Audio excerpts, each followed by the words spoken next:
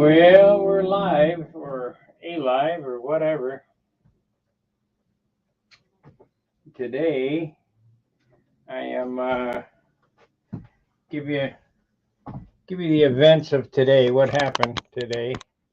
Let me turn this way. I wish there was some way to preview this before I could turn it on. Let's see what that looks like. That's not bad. All right. Today I went out this morning for the prop. I tested the prop. This 14.6 or 14.5 is going to work, so that's not an issue. I still haven't had a problem with my tank, and the problem with the tank is in the uniflow, and I can't move it up anymore. So normally I solder the uniflow to the bung. It doesn't seem to be working, so I bent the tube to stick in the tank that you can rotate, and I can get it all the way up to the top of the tank. So I'm hoping that'll work, and if it doesn't, I don't know what to do. I'd be kind of bummed out. But I trudged ahead, and you'll see that I painted this red stripe on the back of the canopy area today. And I went and bought some more 5,000 sandpaper. And that's where I'm at now. I'm boning it out,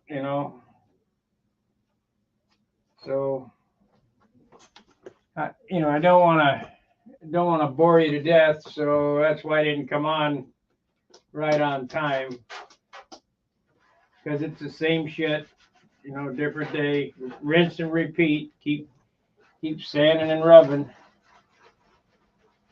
I wanted to go out tomorrow, but the weather is just so terrible. I mean, the wind, it 18 to 25 miles an hour.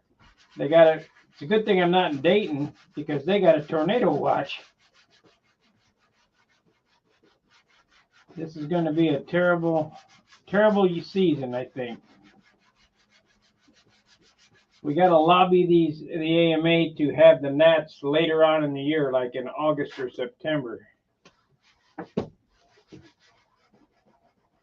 And they can't say it's because of the children, because there ain't no kids flying.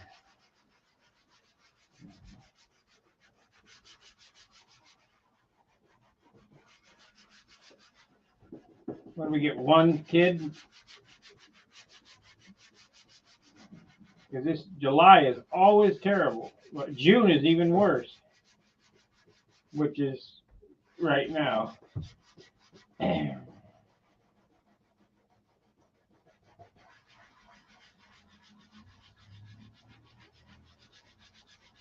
So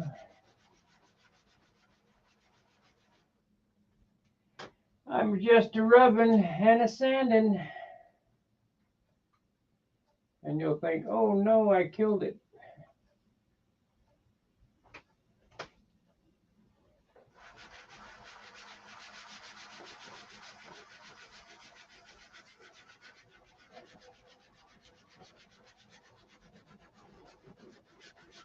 Can make it all flat.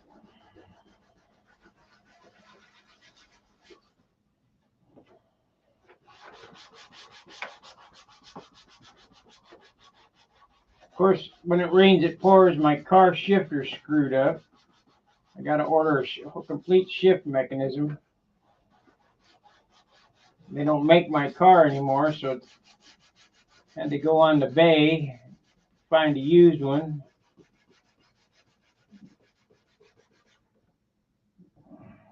Hopefully, I can get that fixed before the gnats, or else I won't be going. I can't drive a car with no shifter.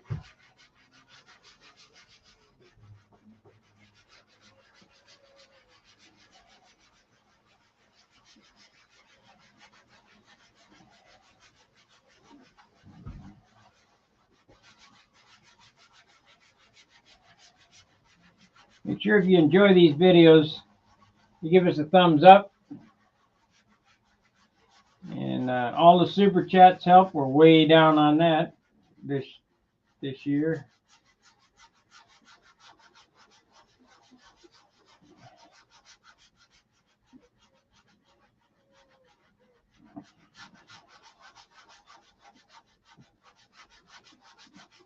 Or you can give a donation on Stunhanger.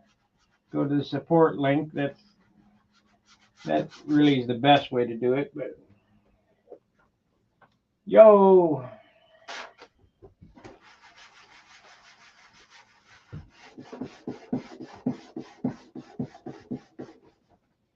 can't believe how far down we are this year. I guess because I took a month off.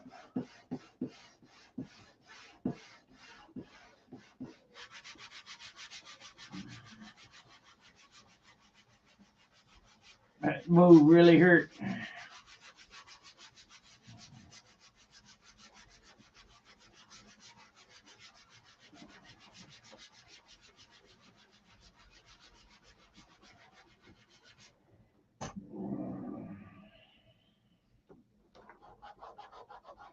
Now you can't see what I'm doing here, but this whole thing will be dull, flat when I get done doing this.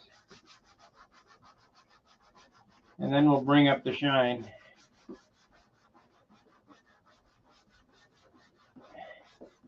I did the inboard wing already.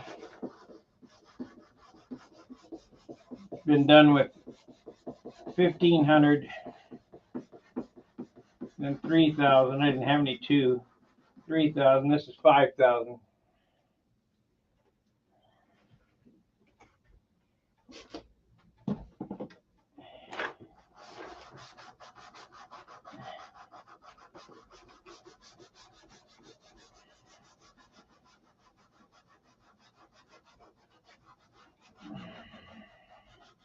Got to doctor her up for maximum points.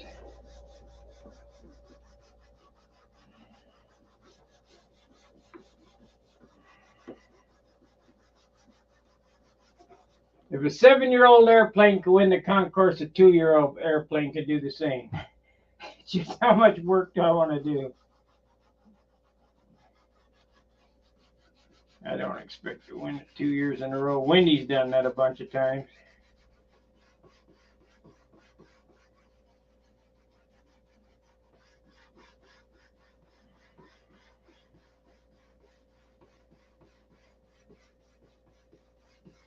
Wendy's a good painter.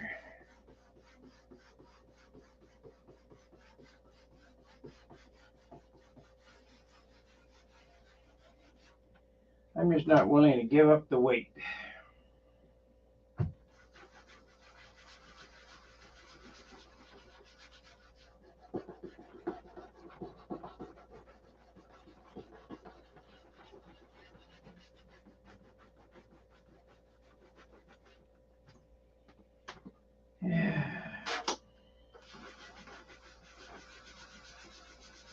Open bays are always the toughest because there's nothing to push on. You can't really bear on it because you'll pop this paper. But she'll shine here in a minute.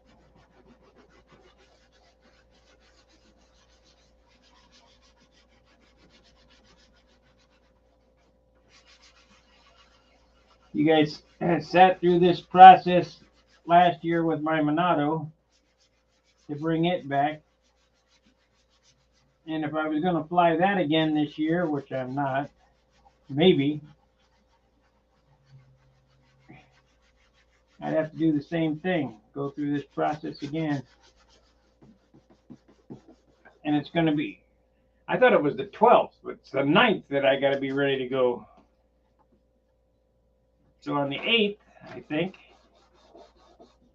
going to have to wrap this up and get over there. So I don't have that much time. Only 2 weeks. Time is short.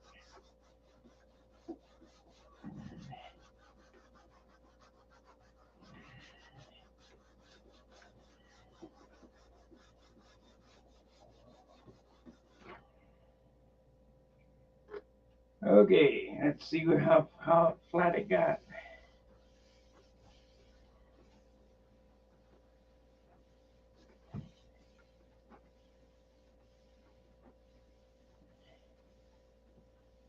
Now, probably on camera it still looks shiny, but here it's just a dull, very dull sheen. To bring the gloss out, you got to hit it with the compound.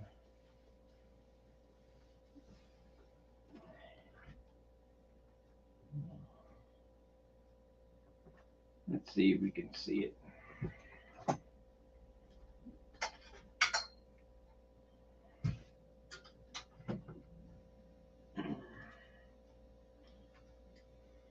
Yet I didn't do this. So let's do half of this and you'll see the difference between the two. That'll show you. Let's get a new piece.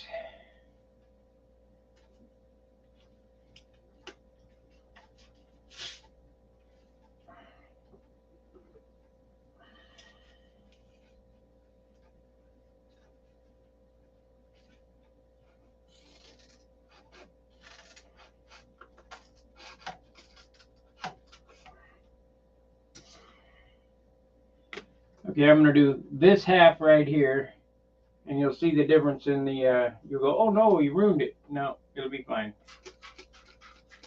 Okay, we'll go to right there.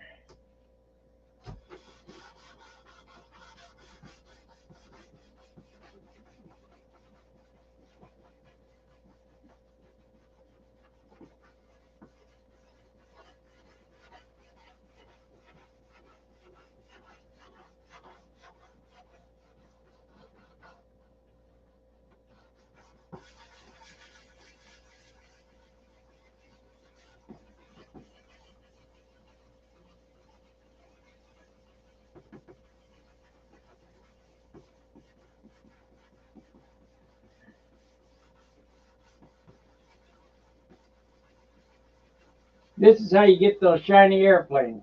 All this elbow grease.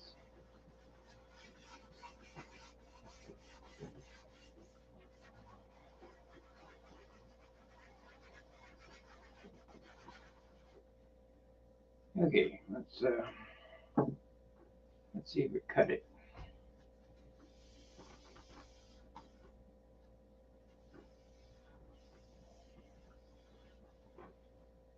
Okay, you see how flat that got? It's kind of like a flat blue. It's shiny, but it's flat.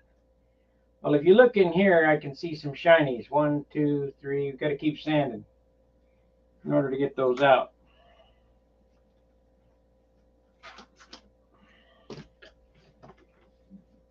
Got to be careful though. If you ain't got enough paint on it, you go right down through the wood.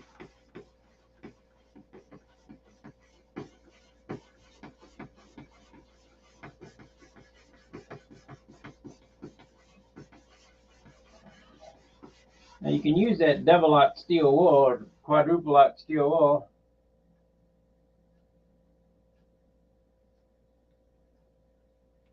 Yeah, well, just wait till I bone it out and polish it. It'll be twice as shiny as this. Got to add all that elbow grease to the paint job.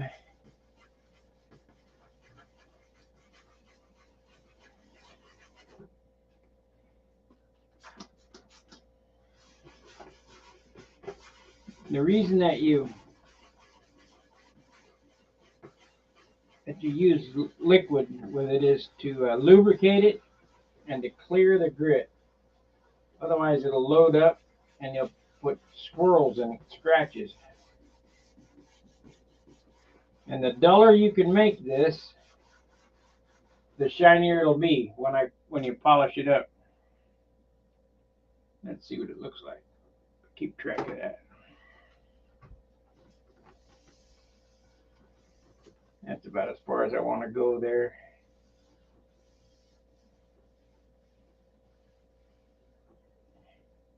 You see how dull that is now? I'll go all the way across, that way I don't lose my spot. And then we'll hit it with the polish, with the rubbing compound.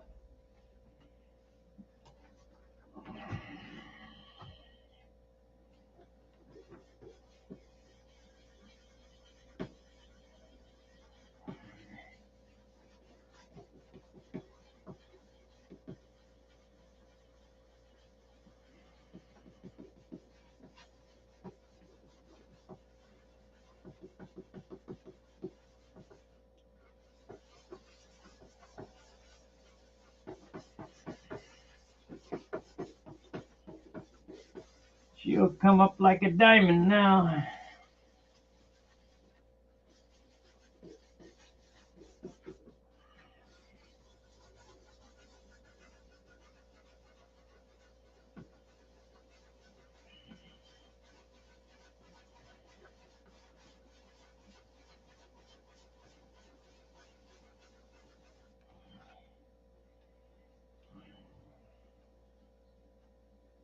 It's 5,000.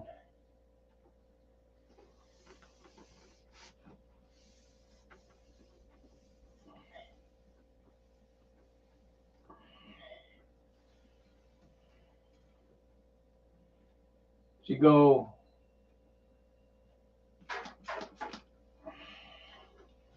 go 1,500, 2,000, 3,000, 5,000, then you start polishing.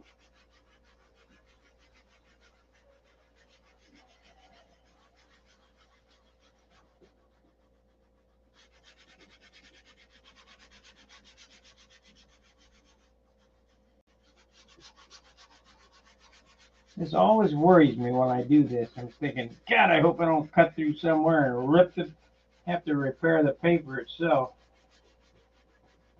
Because you can cut through the paper real easy with this 5,000, real easy.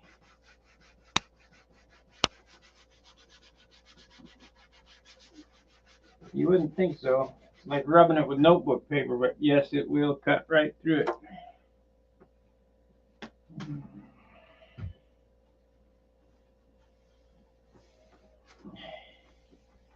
Okay, I've shown you guys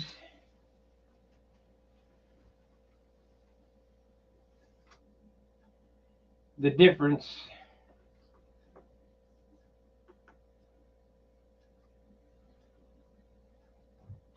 in shine. So it looks, it's not a mirror yet. So now we'll glaze it up with finesse it.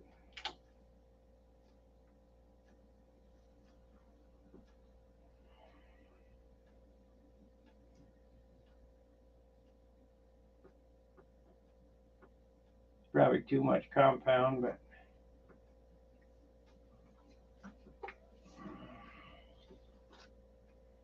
we'll see what happens.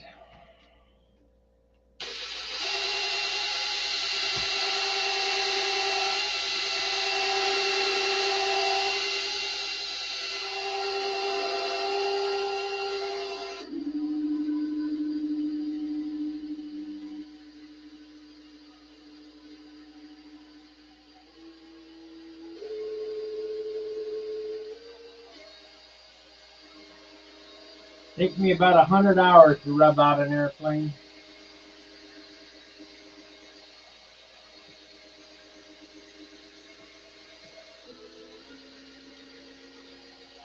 If it was a car, you just grab my big buffer and zing, it'd be done.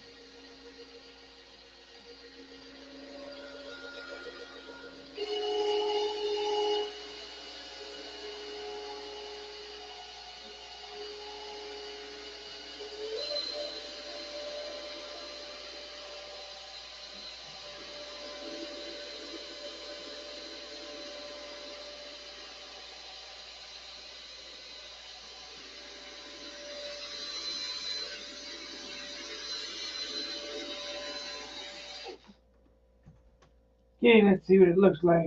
See if it's going to come up. How much is it going to take?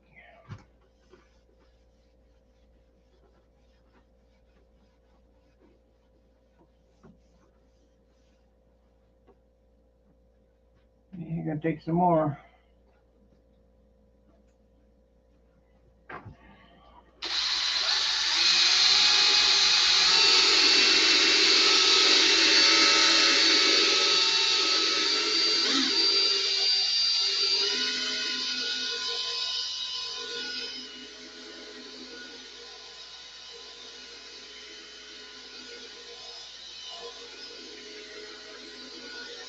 Here it comes. Here it comes.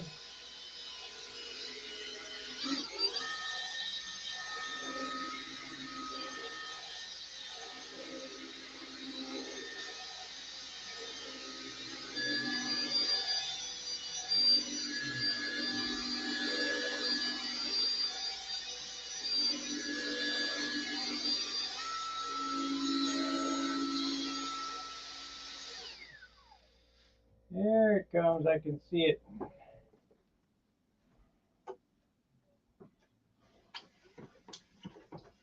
Yeah, we're right here. Hit it again right there. Yeah, I'll just go ahead and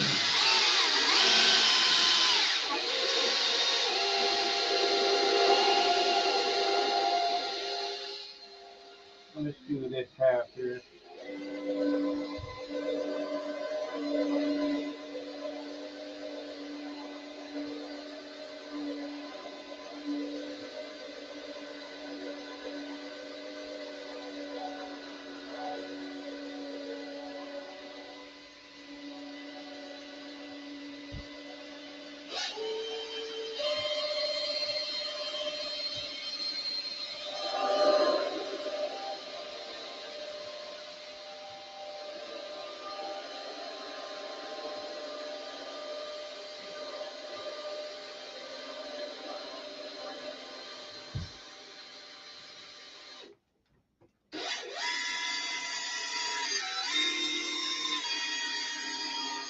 Half at a time.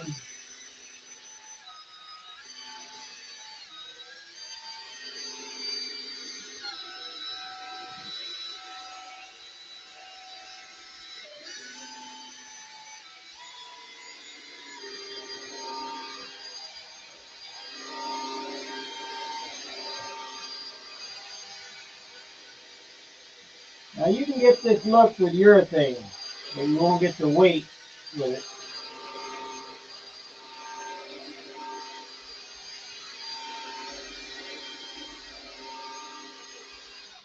Urethane gives you that deep plastic look, but you pay a heavy penalty.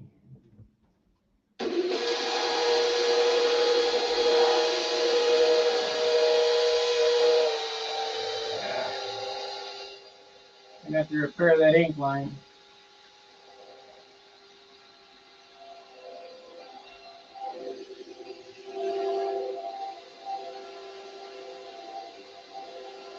I just buffed off the ink line right there.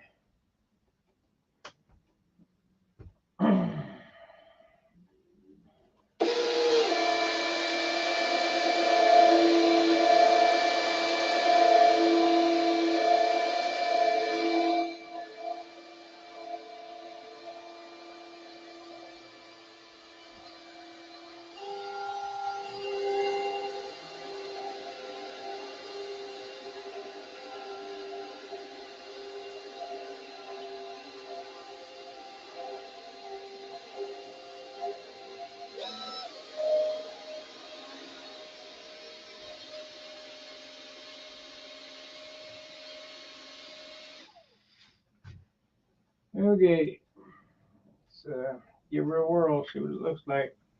Shoot, maybe I won't mess with it. I don't know. I'll probably fix it. I can't help myself.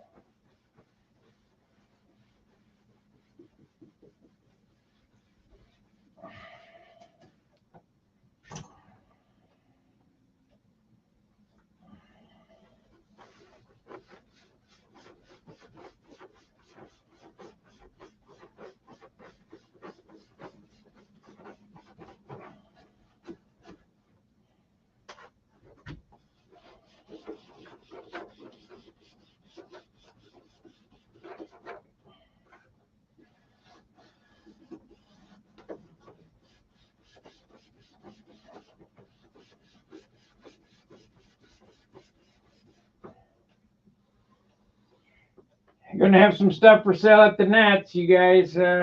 Propellers and engines.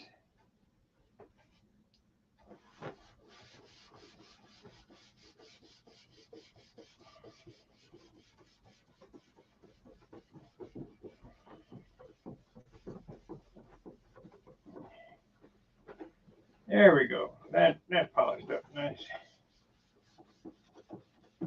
What do you think? Can you see the difference when I started?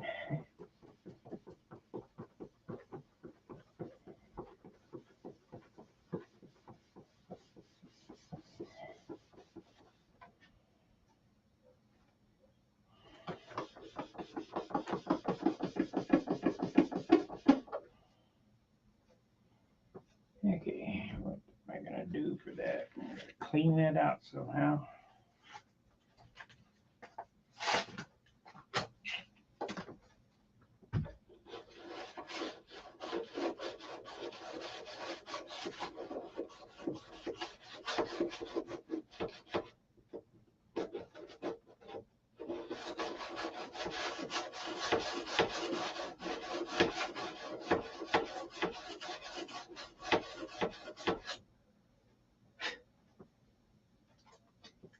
It'll be fine. Let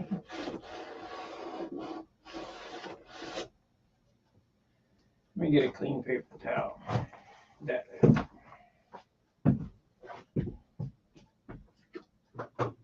Oh yeah. Oh yeah.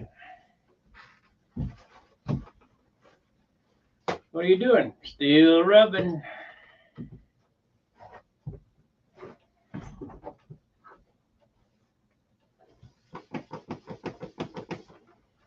Need to hit it again right there. Got a few scratches in it.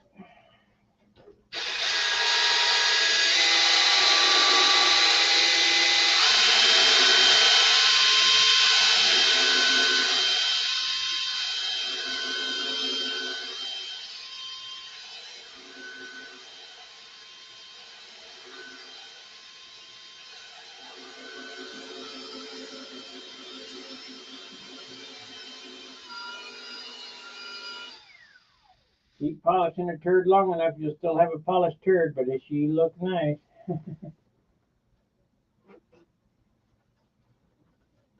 Oh yeah.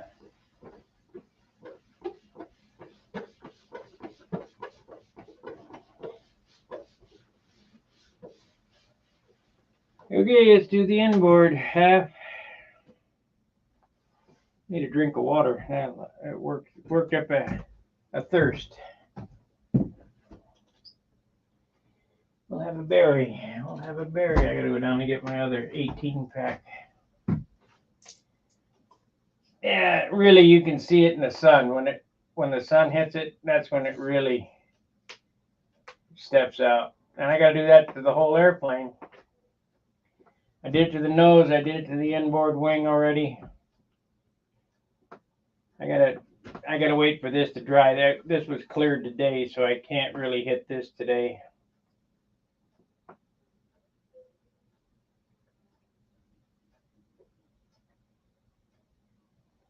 That'll probably be got next week.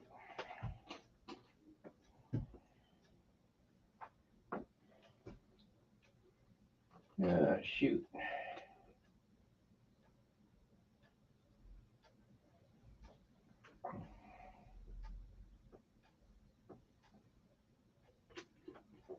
I want you to look down in here and tell me how many fingers I'm holding up. That's how deep the shine is. Let's see here. Can you see it?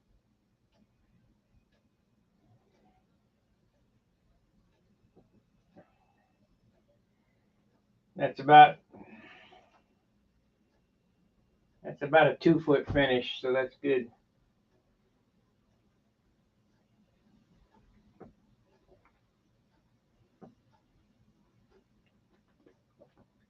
Can't get a 36-inch finish with this little amount of paint, but I get a 2-foot out of it. And you say, what is 2 foot? 2 foot is I'm holding my fingers two. There you go. Can you see right? Look. Let's see here. Look right here. Right there where my finger is. See my fingers wiggling there? My hand is 2 foot above the wing. So that's a 2-foot finish. On motorcycle days, you could hold it because you can put as much paint on as you want. You can hold your hand 3 foot away and see that, to see the reflection. And maybe in the right light you could see,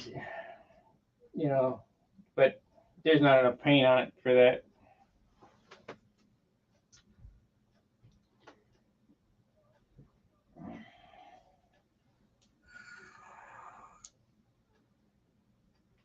whole lot shinier than most, not as shiny as some.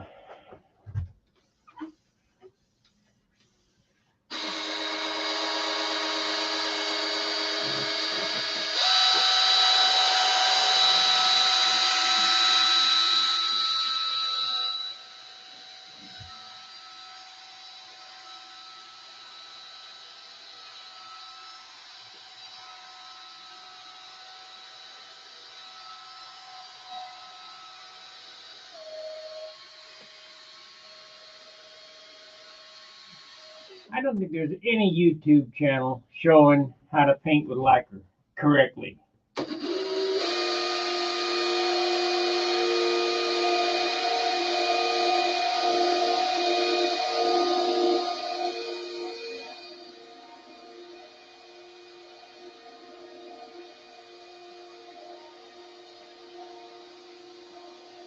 Most of the channels pile of paint on it until it shines. Yeah, okay.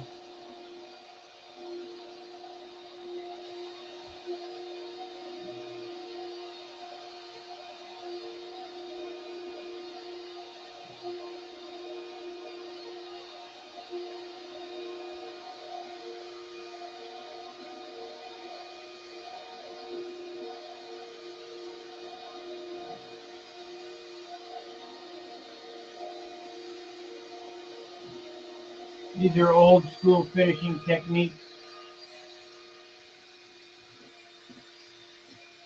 that were handed down to me from my father and my uncle.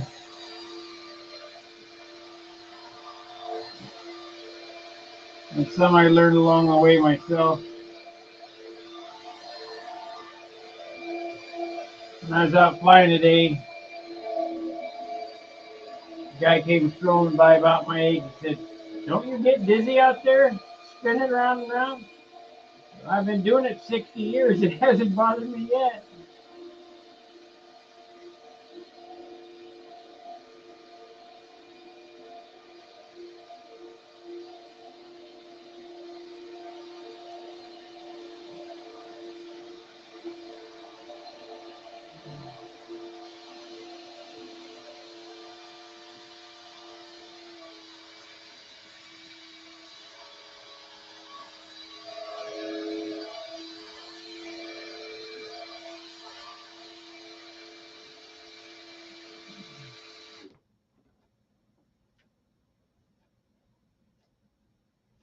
Just taking a strong pick with my.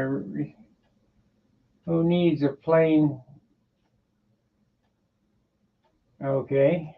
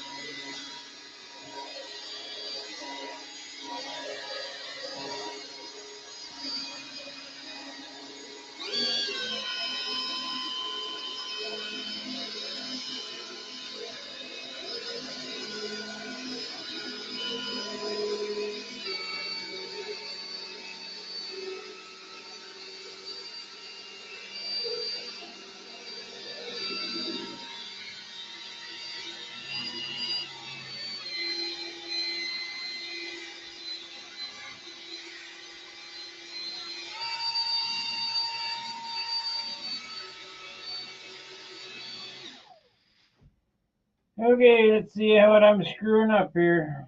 Gotta be something. We got smuts everywhere.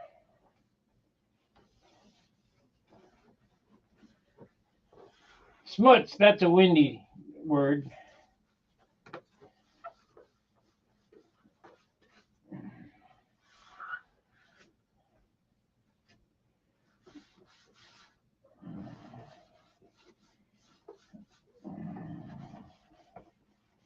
I wonder if he ever watches my channel. I watch his. I wonder if he watches mine. Probably not.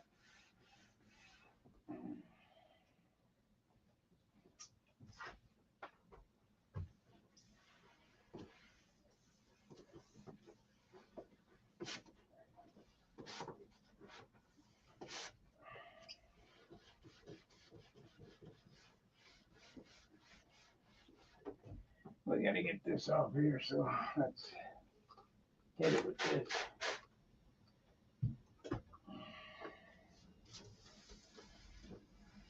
Way too much work to go for a paint job.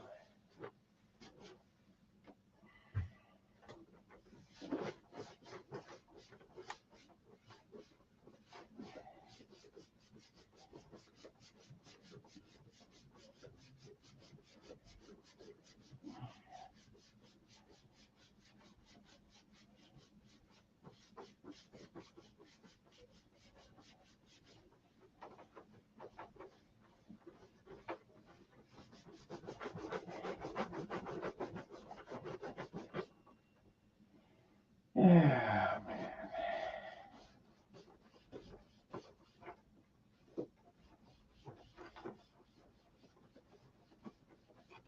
Get all this compound off here.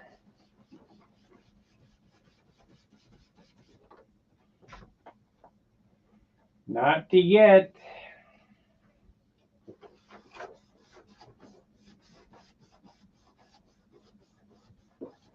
So it's going to take an hour a wing, hour per side. So that's what, 4 hours for that. We're about 10 hours away, I guess.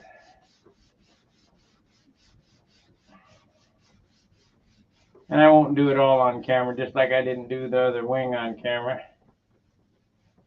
Because it's the same shit, different day, rubbing. But if you want a super shiny plane that's light, that's what you got to do.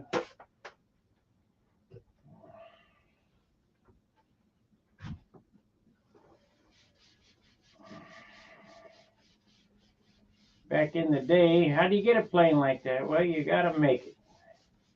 Make it! You can't make that. Yeah, you can.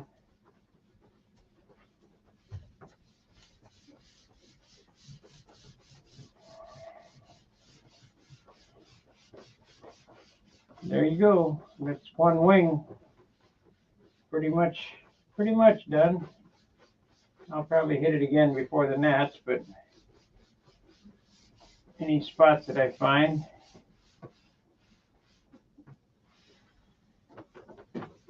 That's how you do it.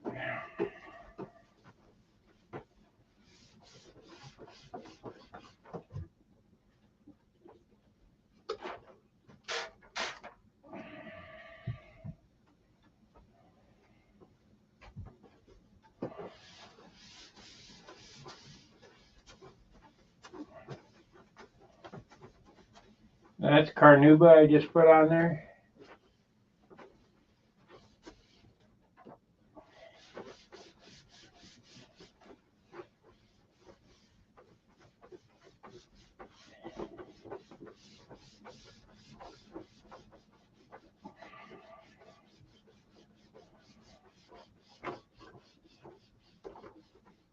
Well, you saw it when it started. Did it make a change? You have to go back and look at the beginning of the video, I guess. A before and after. But I can see the difference. It sticks out like a sore thumb to me. Need some more rubbing right there.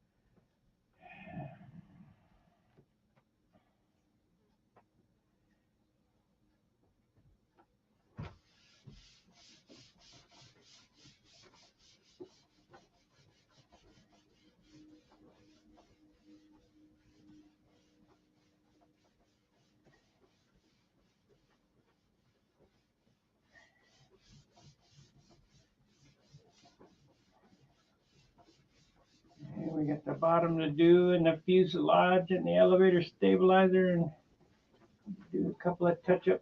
Shit, it's never anything. What did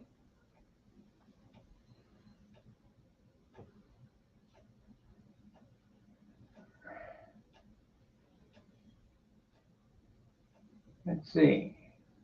Did that old mate of yours use the flying chair? Well, there's several people that have used a chair. We had a guy in Lafayette Escadrille who used an office chair. You had Carl Shoup who used a wheelchair. See, look up some of the old VSC videos, and you'll see Carl Shoup flying his belfry bound in a wheelchair. And like I say, we had a guy here in Lafayette Escadrille who used a office chair to sit on. He brought an office chair with him, and he sat on it in the middle and rolled around. And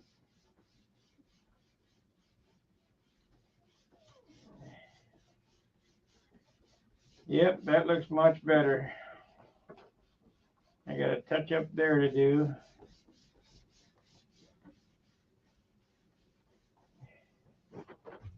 Ta-da! What do you think? Did that turn out all right?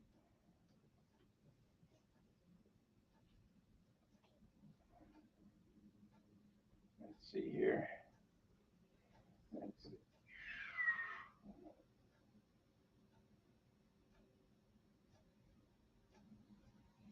Yeah, you can see my hand's 2 foot away right there. That'd be the ticket.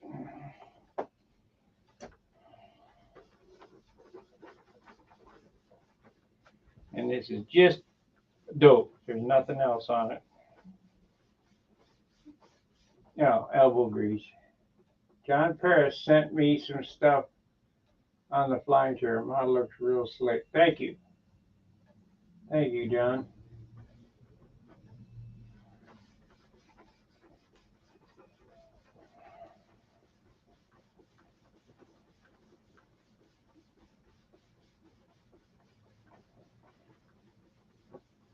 Gotta keep rubbing. The more you rub it, the shinier it'll get. I'll be rubbing all the way for the next 2 weeks.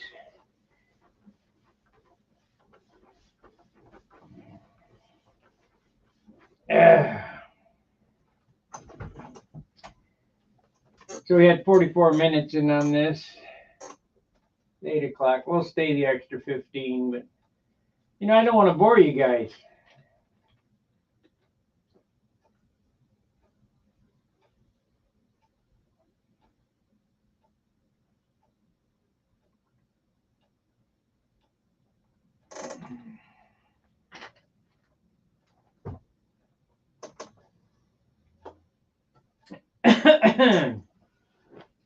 I know some of you come in just to check on my progress, but hell, how many hours of rubbing can you guys watch?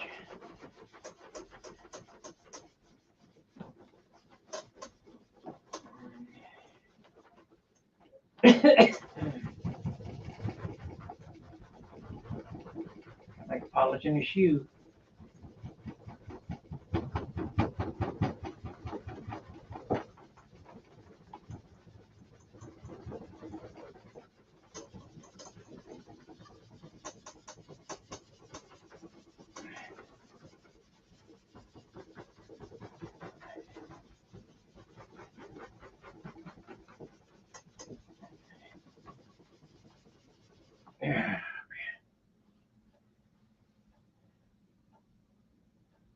Hey Sparky, does the polish add to the speed? I would imagine, but not going to be able to measure it. We're not trying to go fast. This is a lowrider competition, trying to look cool. If you guys ever seen, where I came from on the West Coast, where I grew up, LA and that area, if you guys had ever seen lowriders, the custom paint that those lowriders put on those cars is spectacular. I mean,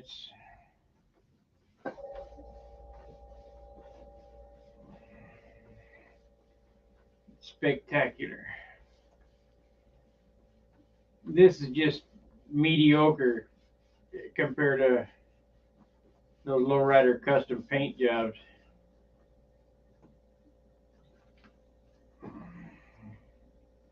Because I'm not using any paint.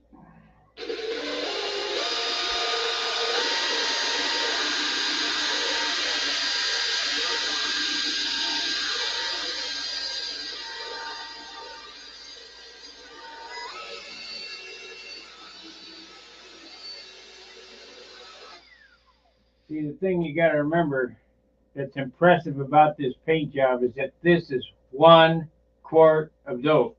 That's it.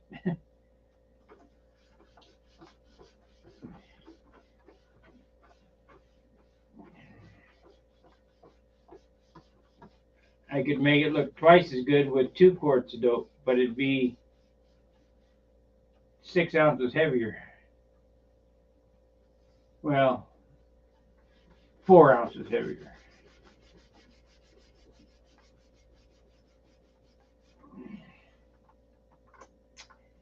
I like these guys that say, yeah, I put on a gallon of clear and it added an ounce, it added 1 ounce. Yeah, right. And whose world do you think, I mean, what world do you think I live in?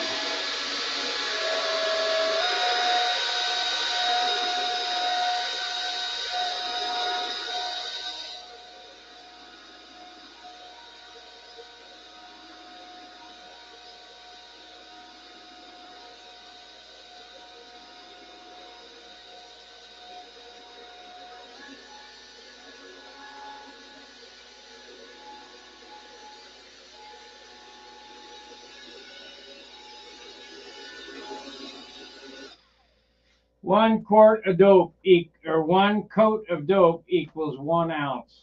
So if you spray this whole thing with 1 coat, you just added an ounce of paint, and it don't take no quart for 1 coat.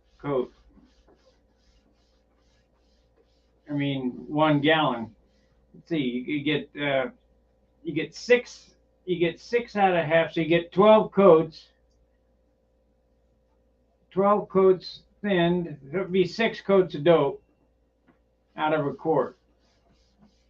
You get 12, but it only has the weight of 6 because it's thin 50-50. So because this is a 6 ounce finish, so 6 coats out of a quart,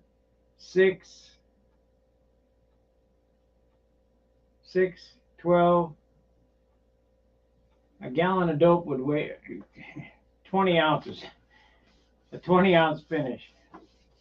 Oh, you sand it all off. No, you don't. You think you do. Let's see, is that right? 10 ounces. No, that ain't right either. I don't know. It's a lot. If you use a gallon of dope, it adds a lot.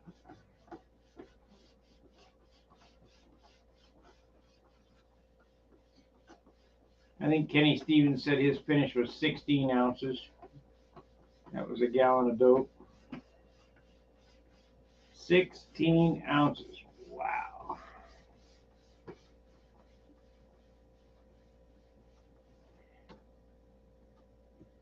Okay, let's see what we got painted up. John Paris sent me that. Okay, Sparky. Does the polish add to the speed? I don't know. What are your thoughts on turbulators?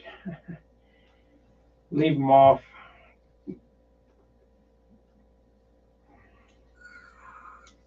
All them guys at the top will say, well, we'll put on this zigzag tape here and rat turds up here in the turbulators. And we don't fly in scale air.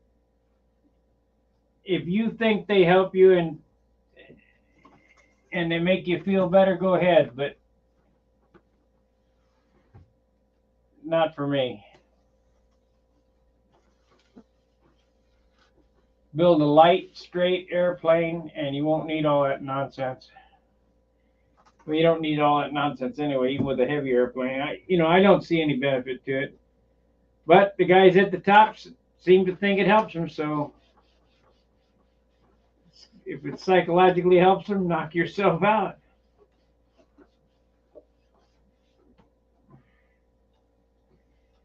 There's another thing. I seen all kind of contraptions. Everybody's trying to reinvent the mousetrap, the latest greatest thingamabob. Those exponential handles, horns, and they got all these contraptions. Perfect example. There's guys who build adjustable flap horns where you can tweak the flaps with a screw. Adjustable ball lengths so you can adjust the length of the push rods and all that stuff. Well, that's all well and good, but you should have had that done on the bench. So if you leave all that shit off, you left off 2 ounces off the airplane. I don't know, there's all kind of crazy shit I've seen. What works for me that I think is best is the standard single post control horn, 1/8" drill rod for wire, so that if you have to tweak them, you just tweak and you're done. You're ready to go. You don't have to pick the airplane apart and twist this, that, and the other thing. And 3/32 drill rod elevator horn. So if you got to tweak it, tweak, and you're done. You can even adjust the push rod length that way. If you have drill rod, you have your buddy hold the flaps and pull them down and up or whatever. You leave off all that weight. Try not to make things so damn complicated. It's just like my building and finishing has went back to the old way I did things. Everything I do now is all old school. A, it works for me. B, I know how to do it. And C, all that other stuff is nonsense. Carbon fiber. We already put that to the test. That carbon veil adds zero strength. None. Zero. Zip. Nada. Why would I put all that shit all over my airplane? It takes a lot of dope to fill. The strongest thing is Japanese tissue. Go back and watch Saturday at John's was doing the tests. So if you're going to have something on there, you might as well have something with the most tensile strength. That's Japanese tissue. Veil offers 0. I mean, it was terrible. That was the worst of the bunch. And we finished all the pieces all exactly the same. The carbon this, carbon that. John and I were talking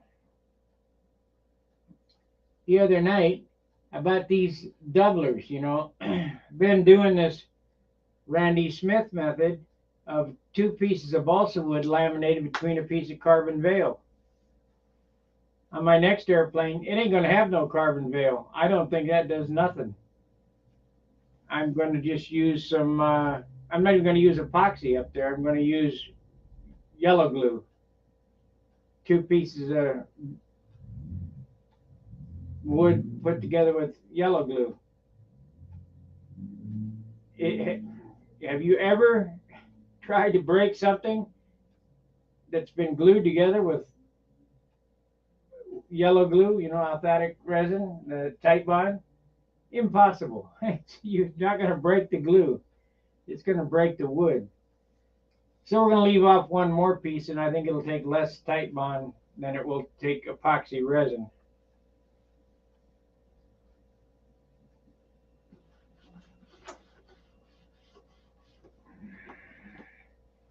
So there again, it's one more step back to the 60s. But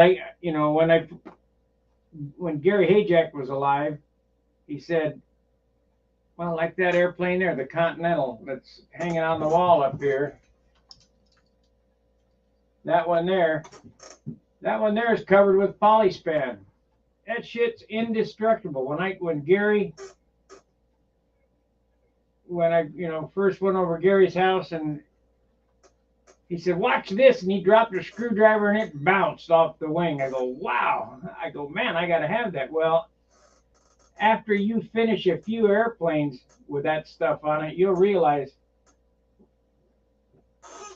it is nice if you're very rough on your stuff. It is nice, but it comes at a significant weight penalty because it takes a lot of dope to fill it. So I've given up on that. I was talking to a Japanese guy at Treetown Modeliers Free Flight Club. I want him to teach me how to do Japanese tissue on the wings. I want to cover the wings with Japanese tissue. And Jerry Phelps cut out before he taught me.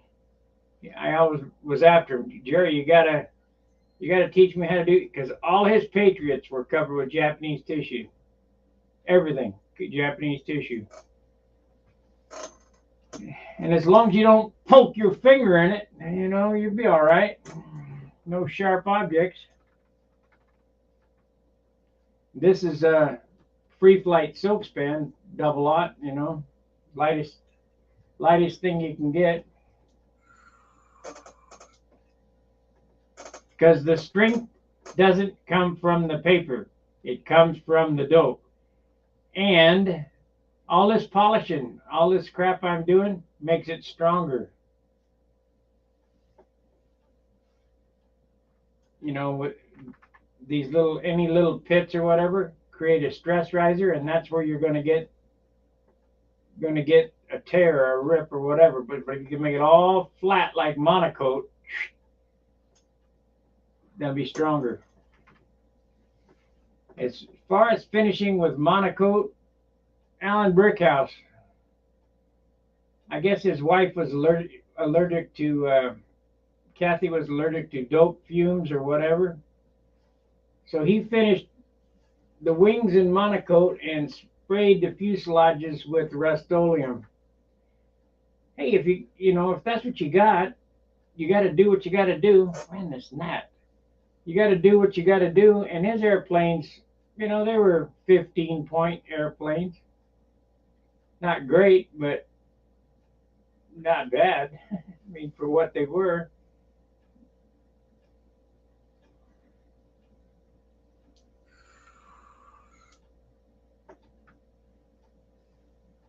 With as much work as I do to get them to look like this, is it really worth it?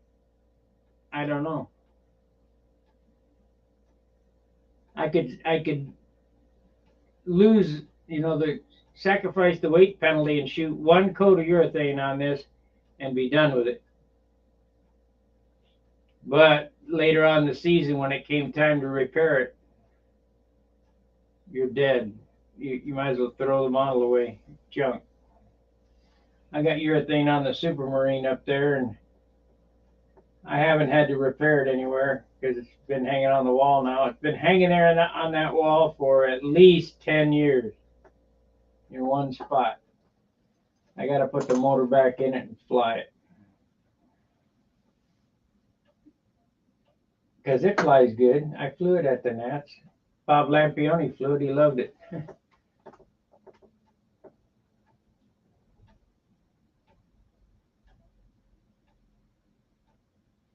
Yeah, simple. Keep it simple, stupid.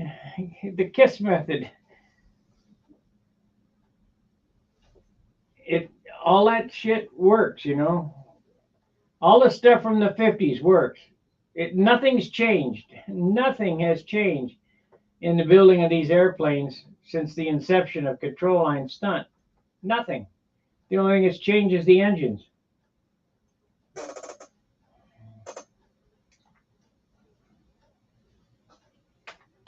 And then you got, well, we got bigger engines. We can make more. We got more power. But then there's that physics thing of inertia and weight. Bigger airplane, bigger engine means heavier nose. Just Galdini did that barbell effect, and he's exactly right. You got more tail weight, lengthen the nose. That no good. All the old numbers still work. It's still hard to beat a good trimmed Nobler.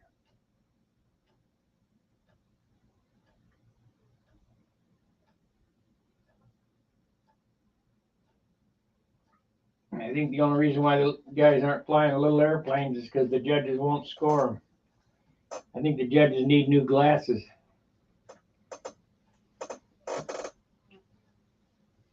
Something you can see with, because, you know,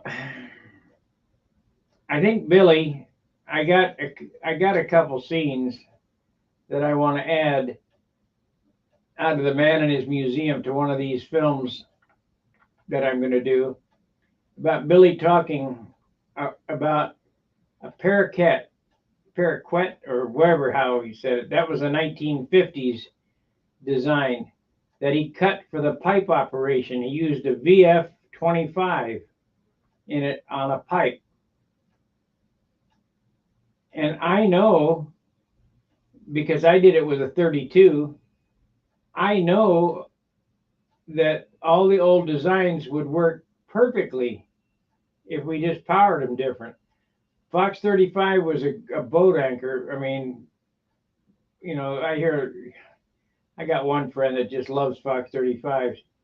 They're junk. They got no power. If the wind comes up, you got to have 40% nitro, and then the motor's smoked. They just don't have it. So if you could build a classic airplane on a pipe with modern controls, 4-inch bell crank, I think you could make it competitive if they judge you. But it's like they don't see the airplane.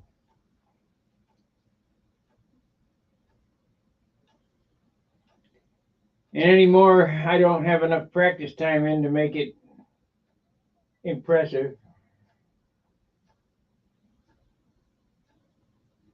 This year, especially now that I'm back home, I was hoping to get out to the field every day and fly. And I went out today, but man, the wind was ridiculous. So all I'm doing is trying to get this thing sorted out for the Nats that I can, that I can fly this airplane. If not, I don't know what to do.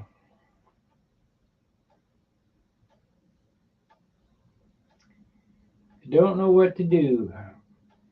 So hopefully the next time that I go out, she'll lean out inverted instead of richening up. And I know that's a tank problem, but there's nothing I can do about it now. It's already built. I can't, unless I went in there and got a long, I guess I could get my porting tool for motorcycles, reach in there and grind out the engine bearers in there and drop the tank some more. I don't know. I don't see how I can go any farther. I mean, it's already, I put that thing in the tank, and it's all the way up against the engine bearers now, so it's a piece of tubing bent like that.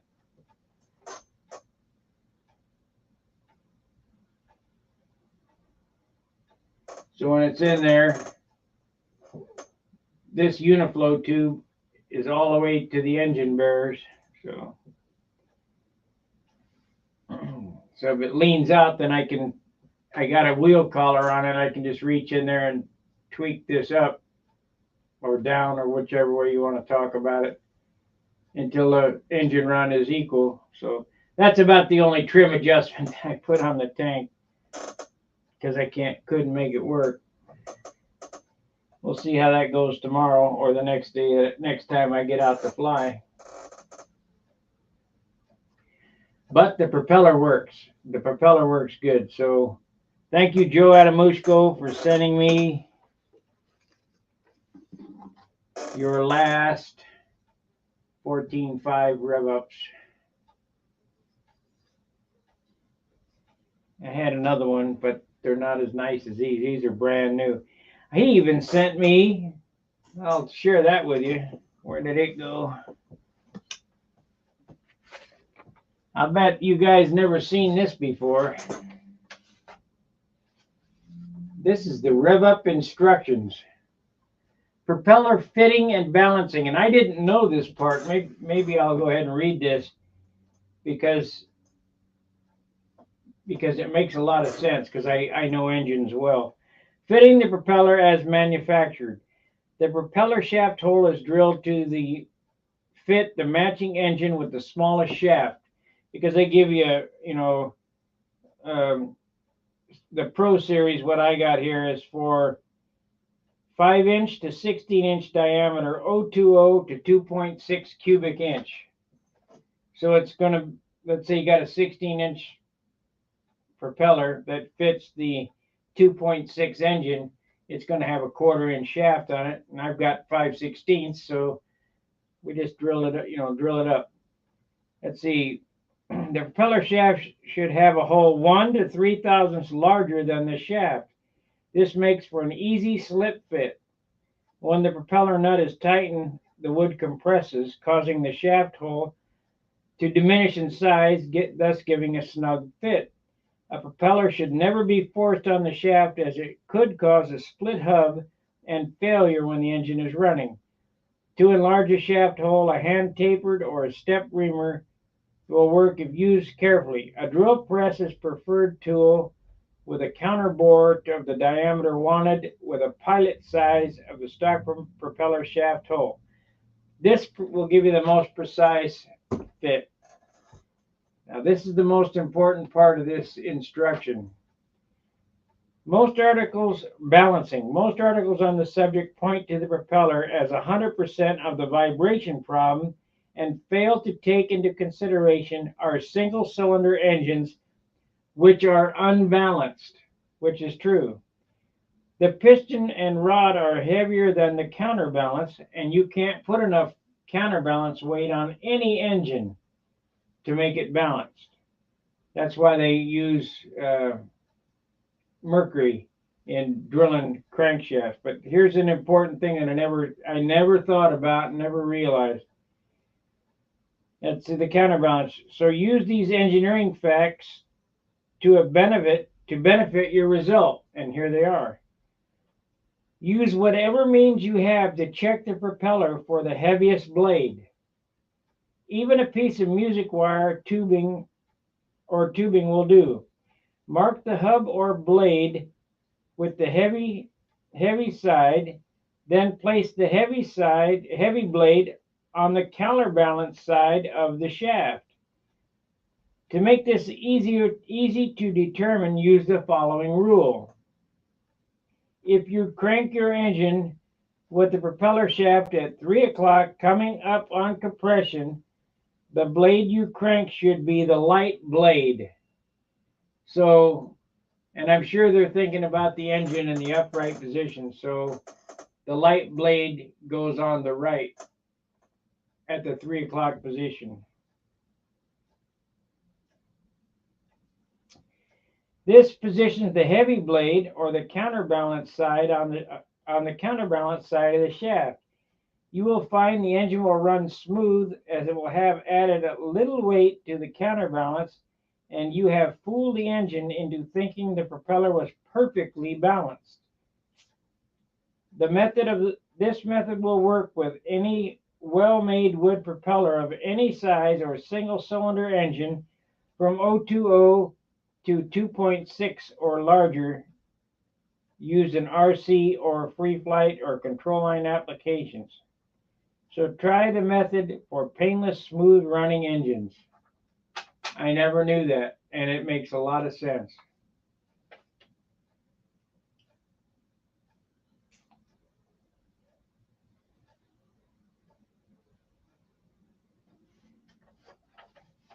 They got warnings and stuff on the back here, but this is a really cool piece put out by Rev Up Propeller. I'd never seen one.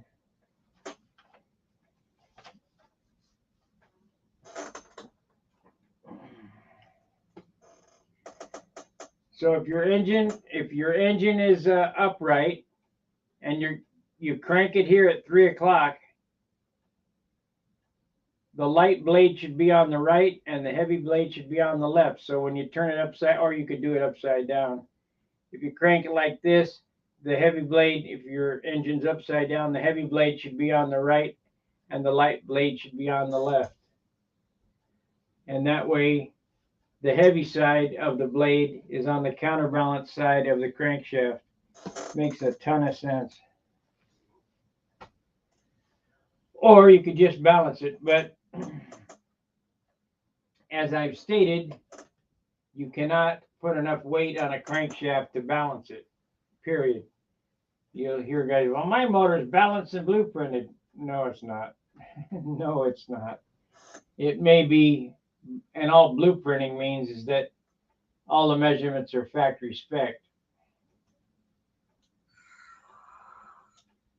But we got a speed shop.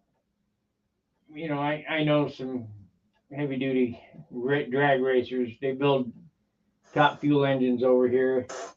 They run up a crankshaft on a lathe with strobe lights on it, and they mark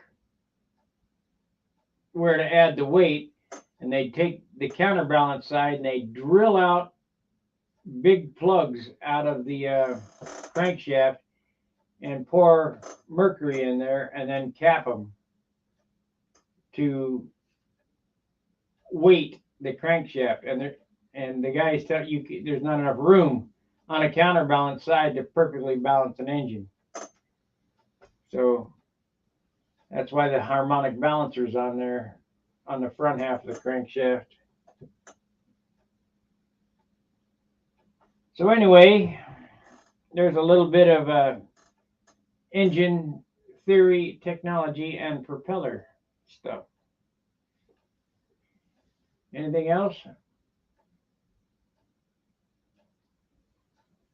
So what about a profile?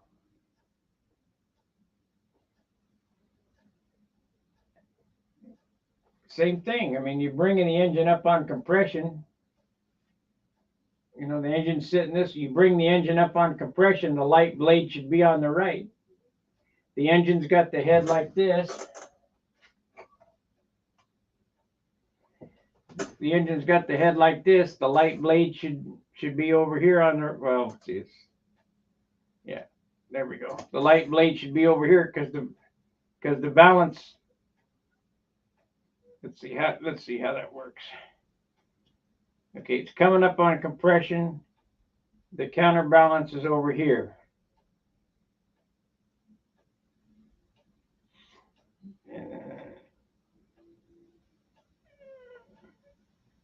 Yep, it's the same thing. Light blade should be over here on the right. Actually, it's not quite right. It's clocked 90 degrees or 45 degrees. So just figure it. Yeah, I guess it is a little different, but just do what they say. If it's like this, you're on that way. No, it's the same. Yeah, put the light blade to the right.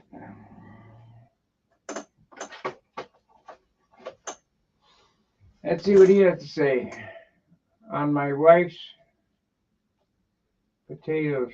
Oh, my wife's potatoes as mine ground juice. That prop stuff sounds like real useful. Have to replay. Yeah, I mean, I never heard it, you know, but I did balance when I balanced the prop. They were 0, so it doesn't matter. You know, it's best to try to make them balanced. But that's a little tidbit from Rev Up.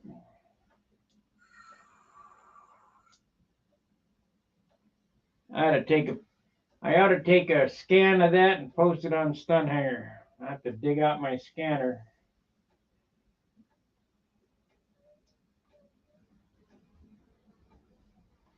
Or take a photo and post it on Stun Hanger.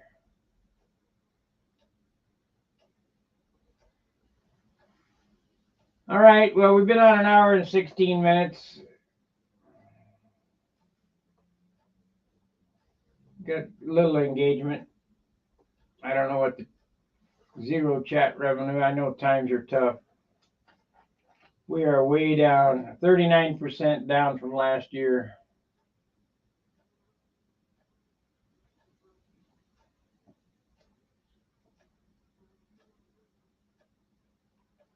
It ain't like I ain't been giving you guys the content.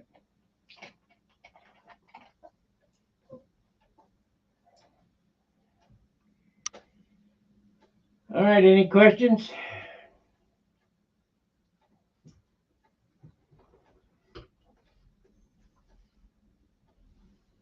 I'll give it a minute here.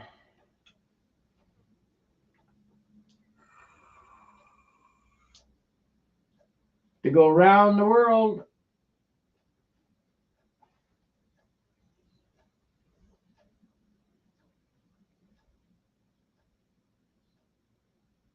Well, like, subscribe, share. I'll see you tomorrow.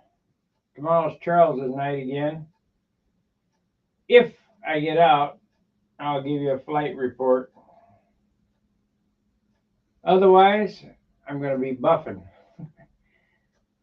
What do you think? Did that make it look better with the red stripe behind the canopy? I'll wait for the answer on that. I think it did. It looks more like the original.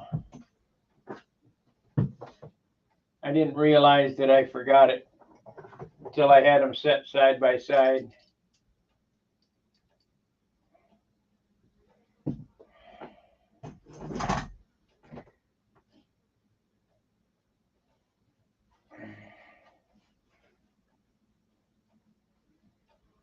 Good stuff, yeah.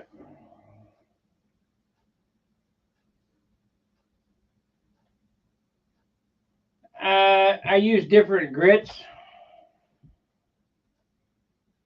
This here is, I really would like to get some of the old red stuff. The red stuff was really aggressive. This premium rubbing compound by Turtle Wax is probably the coarsest that I have here. It's probably 6,000, I don't know. And the finest that I have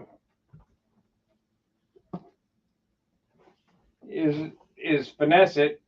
It's probably 10,000. It doesn't say on it, to be honest with you. This stuff here is the final polishing. This stuff is ridiculously expensive.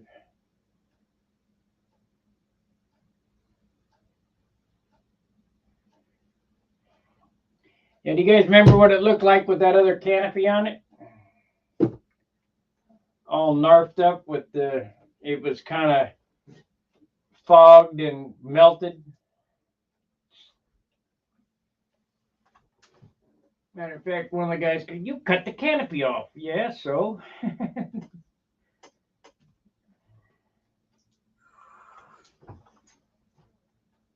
The trickiest thing I did was getting it on there without having to do a whole lot of rigmarole by setting. This is the original canopy line on the bottom here. It fits inside the original canopy, and then I just molded it, glued it, and molded it in on itself, and then cleared over everything to seal it all and make it monocoque. The only thing it changed was the length. This canopy used to come back to here because I couldn't slide it in there. I had to shorten it up, couldn't slide it in to get it in, so I ground the original canopy off there and molded that piece in the back.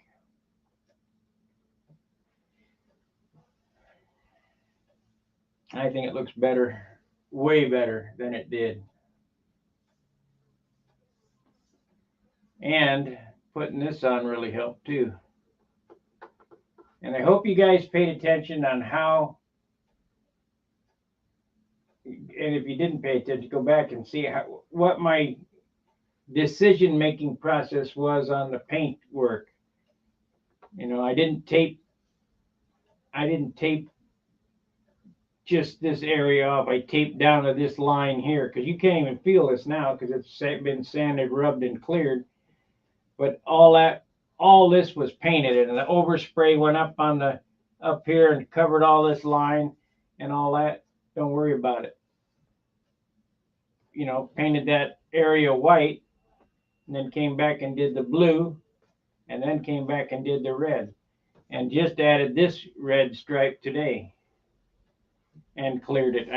I just didn't tape nothing off. I just shot the clear over the top of this and over the top of the canopy, and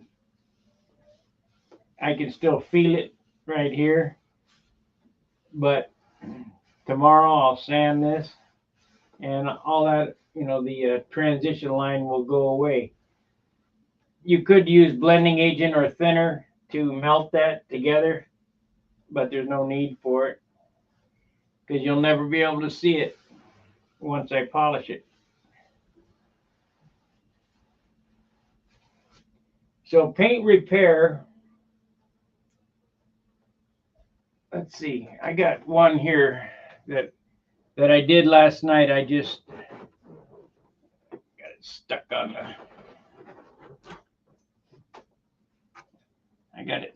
on the foam. Gotta pry it out of there.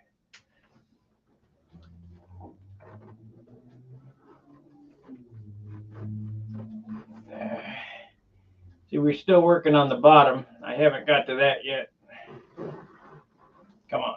There we go. Here we go. Come on. There it is.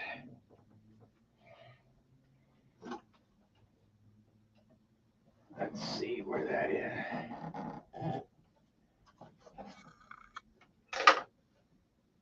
Yeah, it's this side right here.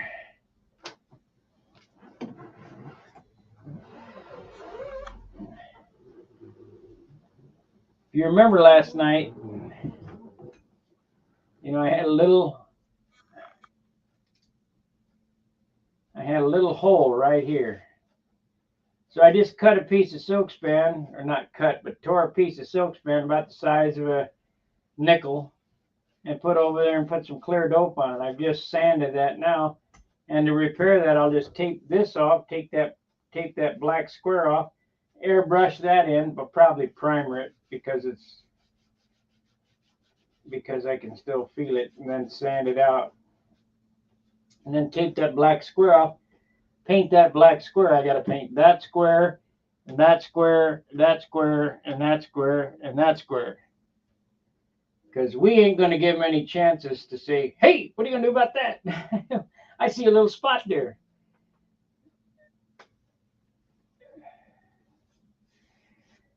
But that's how you repair them. And then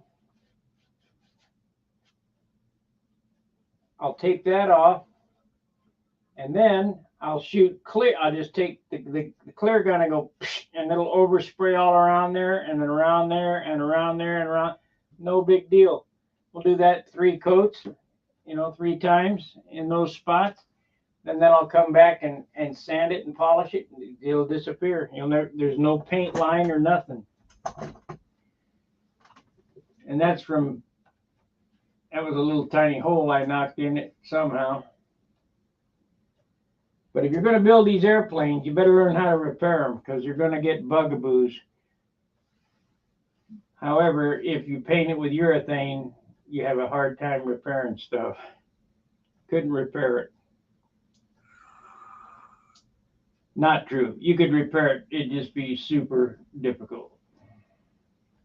You have to go through a blocking agent and sand and then epoxy primer and then.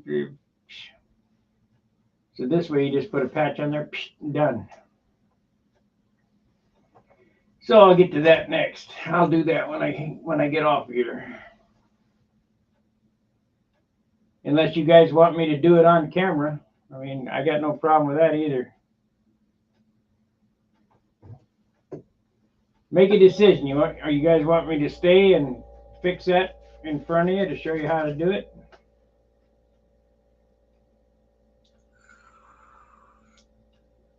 Because it will go away quickly.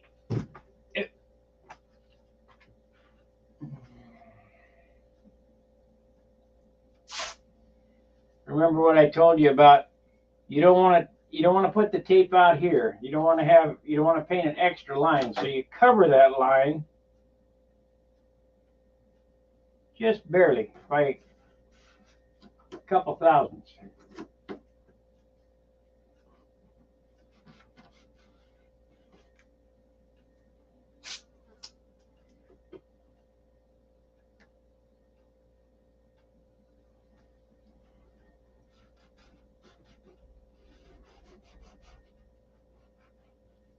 Make sure the tape gets down good.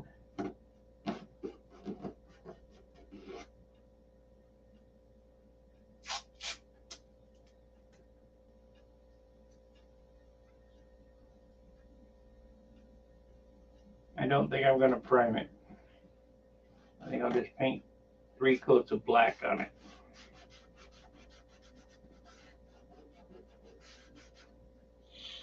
I got my 50-year-old black already mixed. This stuff smells.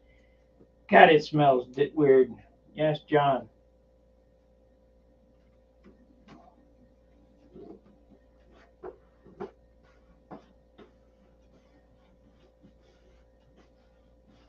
Let's go ahead and tape the other ones off too. Oh, I can't.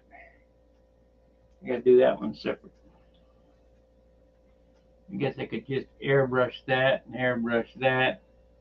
Airbrush that except for that line right there. Gonna have to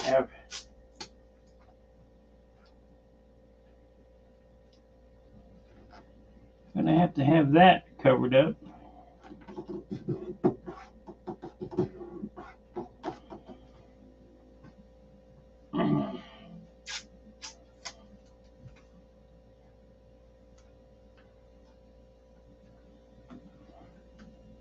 Got to do red on the nose, on the bottom of the nose ring. Well, I've given you guys, looks like we're going to go 2 hours on this one too.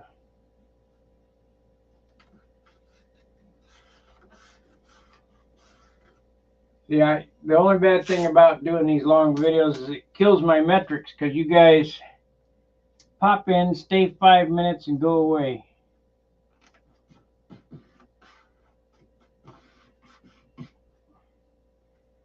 I gained 25 members on an accidental short video I did at Dennis Admissions contest, and they've all dropped out now. Everybody wants short content.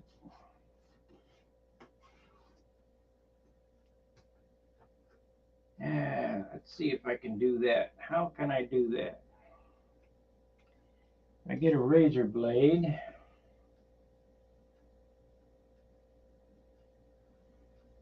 So we're going to do this a little different.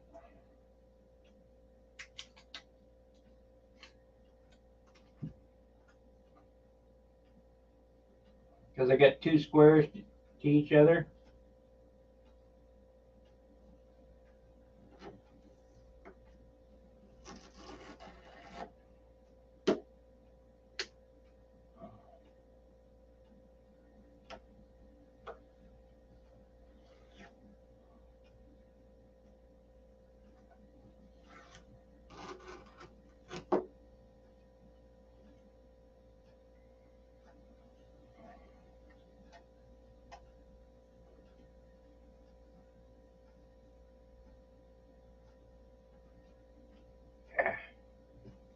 Nope, can't cheat. Gonna have to do it the right way.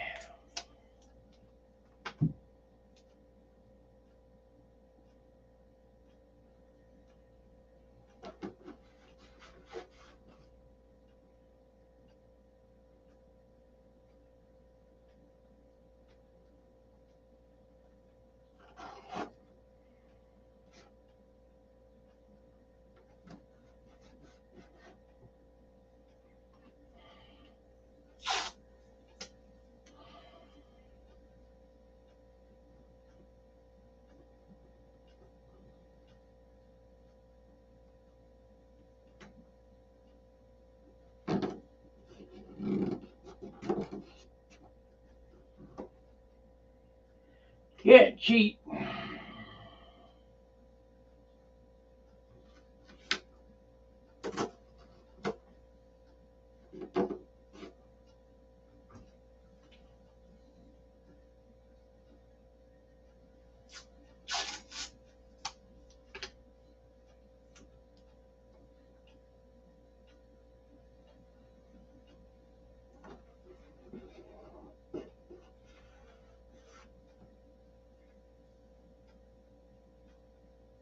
What do you think of a 13.5 on a Super Tiger 60? Well, I use 13.6s, but if 13.5 gives you the right lap time, that's what you use. How long a lines are you using? See, I use 64-foot lines, and a 13.6 gives me a 5.2 lap speed. If I wanted to go slower, I could use a 13.5, but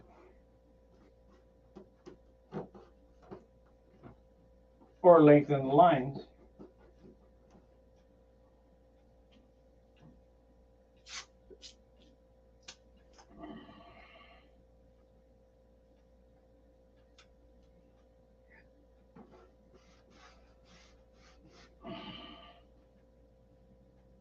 '64. I use 13.6.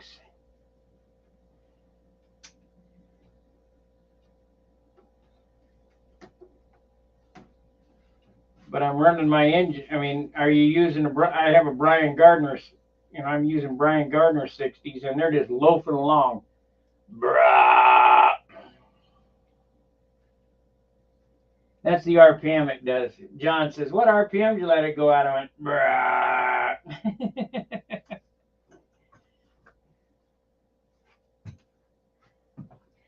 I got 3 tachometers. I never use them.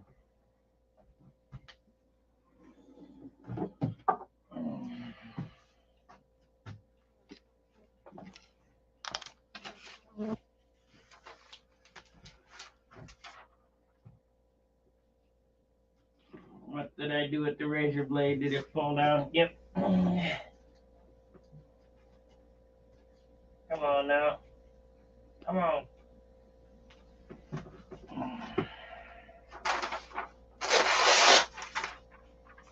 Yep. What RPM? Brah. Yeah.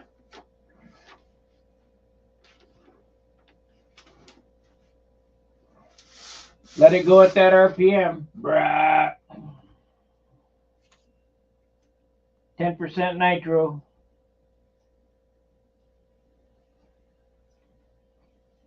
It'll be fine.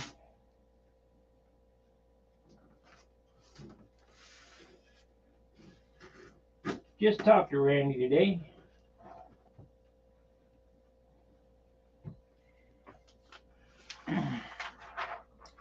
Ronnie Thompson's going to be at the Nats, so it looks like Randy's going to be at the Nats.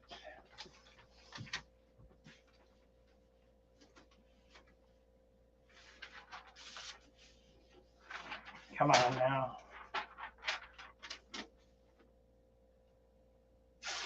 What RPM? Brah.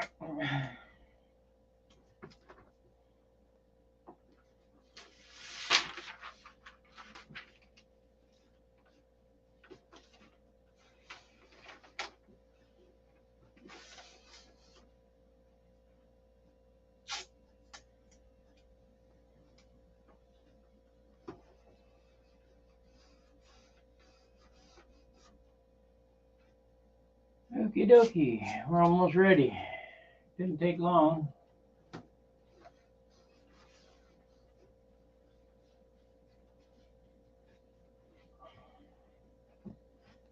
Didn't take long. Let's get one more piece.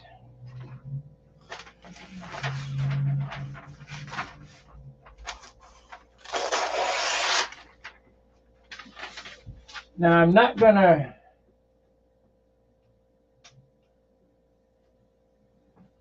18% oil. Okay, well.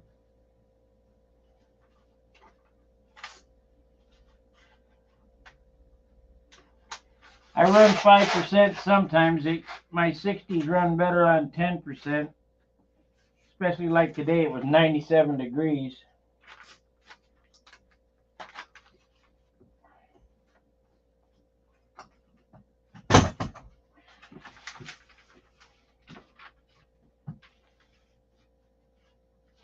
Yeah. Well, it's a good thing I caught that. I'd have had a bugger error.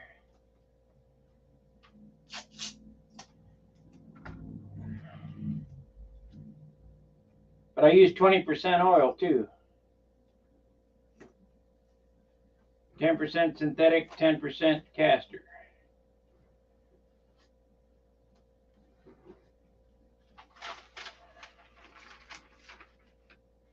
I don't know if that makes any difference.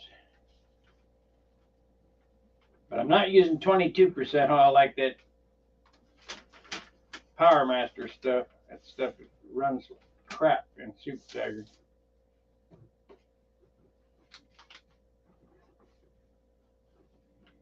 Okay, let me get some paint.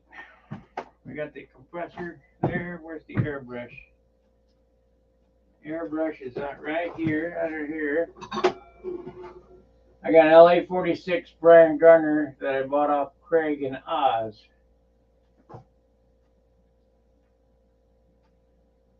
Well, that's not a 60. I don't know anything about it. LA-46.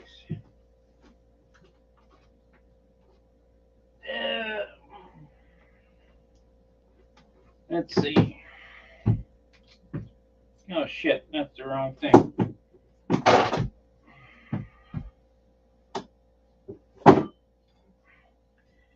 This is the very last of my 50-year-old black gallon. And boy, it really smells different.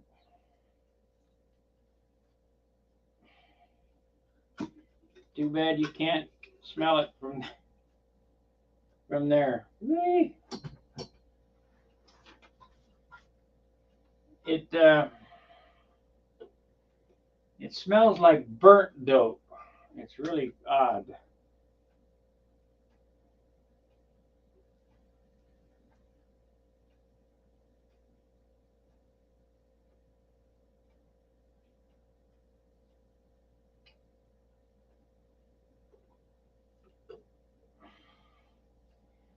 Let me put the lid back on it so I don't knock it off, flip it off there, and have black paint everywhere. I only got maybe, see how much paint I put in there? Like nothing.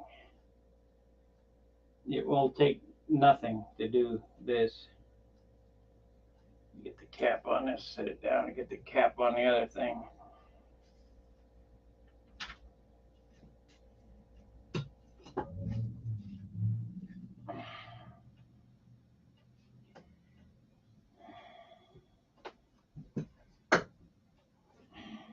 Let's see. Yeah.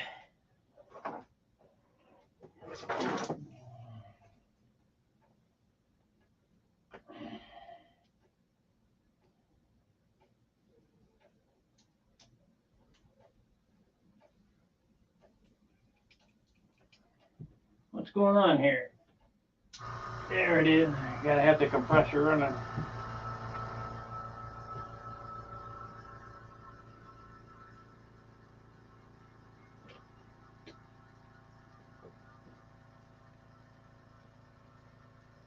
Okay.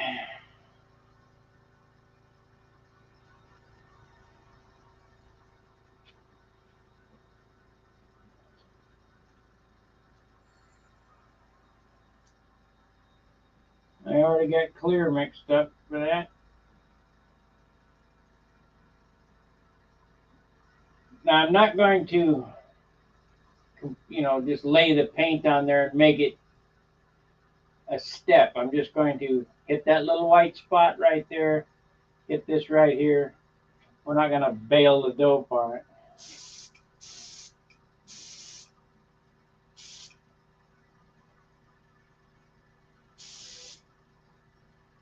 The airbrush ain't working very good. Ever since I dropped it,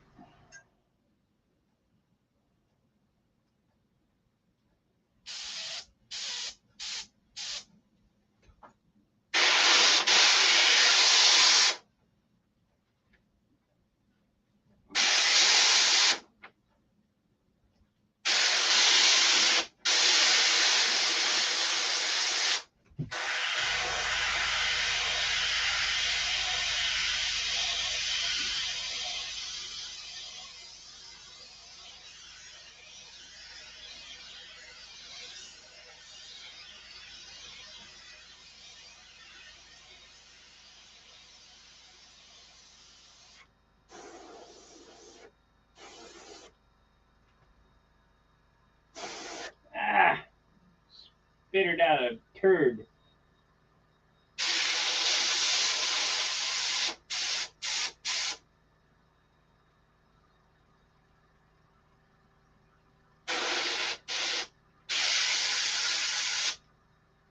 Might have to take this thing apart.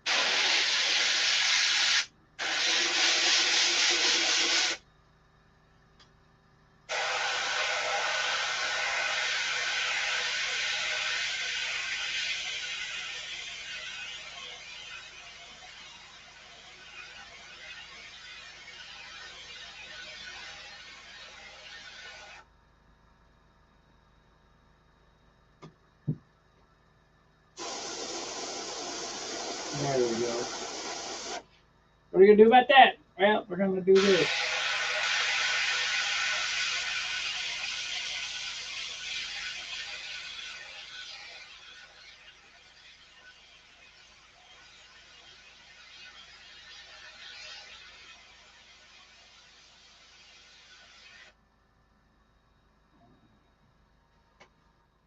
Well, that's it.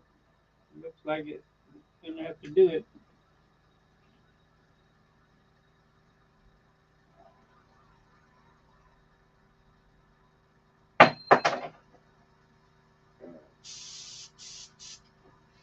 Yep, going to have to take it apart.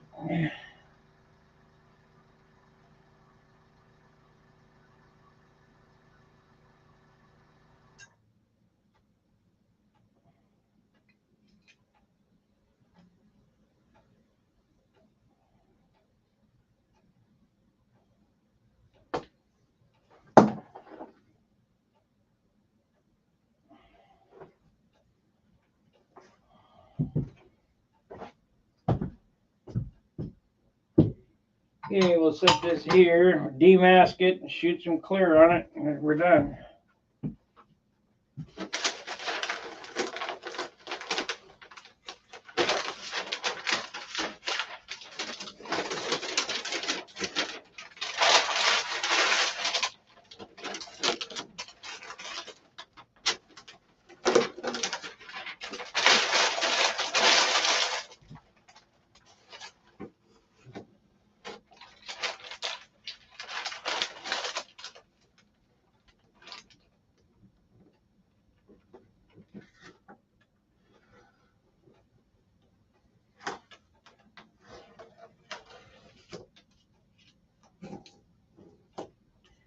What are we going to do about that? Nothing. Like Jim Lynch used to get after me. What are you going to do about that? Nothing. Too late.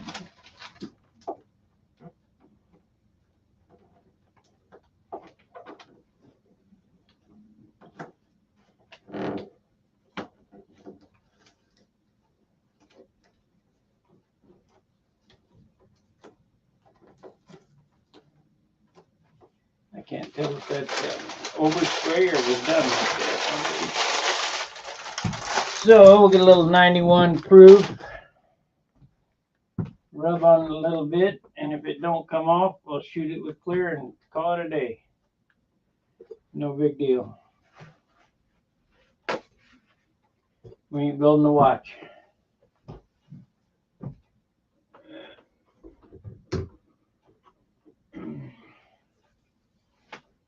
We got a watchmaker amongst us. I saw him on the chat the other night making needle valve parts. Yeah, it is.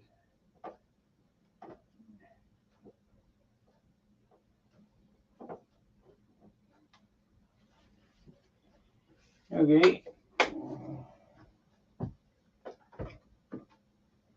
So now we get the big dog out.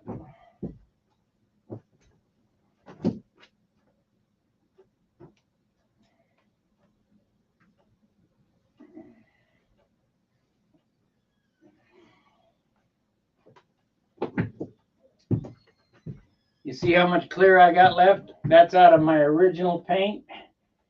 That's the last of the quart. When I'm done painting this, I'm done painting. So, and we got a little left in there.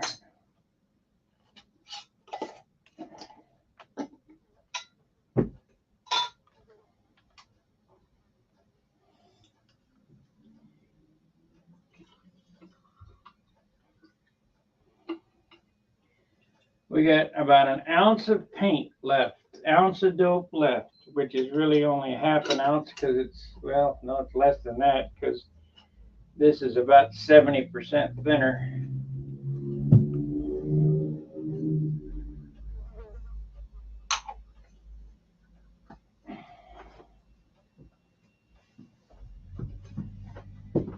Okay.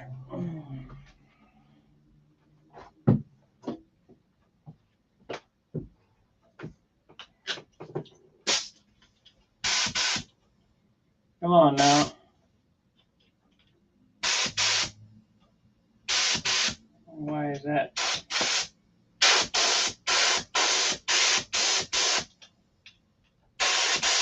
There we go.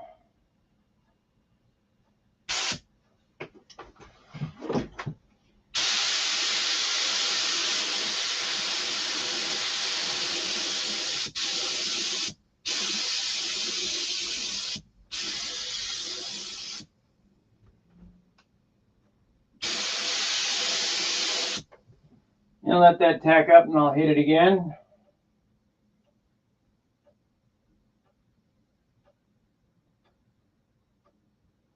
Yeah, slot car pinion gears.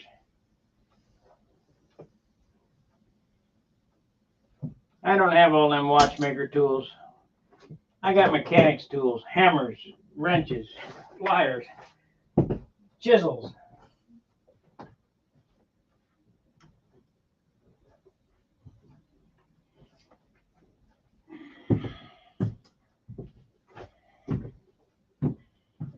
Well, that's another successful repair. We'll wait a minute here, and at about 2 hours, we'll hit it one more coat, and then we'll call that a successful repair. And then when there's some overspray out here, you can kind of feel it. Not a problem. I'm gonna sand it with 5,000 grit sandpaper and buff it. It all disappears. You'll never see it. You can look at it with a magnifying glass and you will never see it.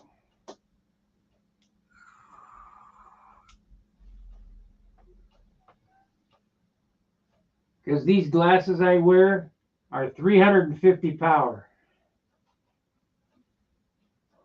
That's my bifocal. I told the optometrist, man, I do a lot of close-up work. I really want some smoke on them glasses, and they gave me 350s in the bifocal.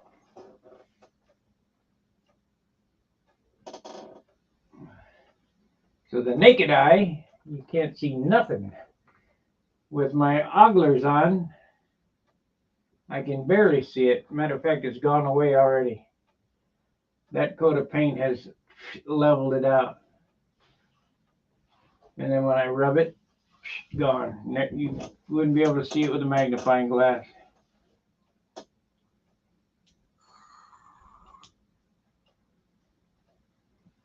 So I got this, and I got the stabilizer, black and white, on the checks there to touch. Because I don't want to hear no shit. Hey, what are we going to do about that? I'm going to do nothing about that. How about that? I missed this one. Let me see if I can sneak it in here without tape. What did I do with the airbrush? I set it where? This is not my paint station. Here it is. This is not normally where I paint. I paint in the other room. But because I'm not really painting, I'm just touching up.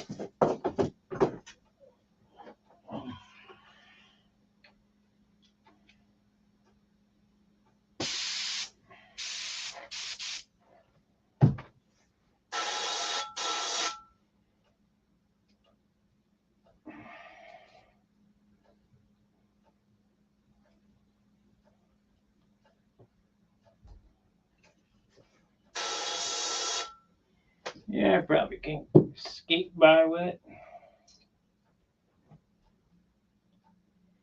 hit these little dots, and that way this wing will be done. Got one spot there I'm gonna have to tape though.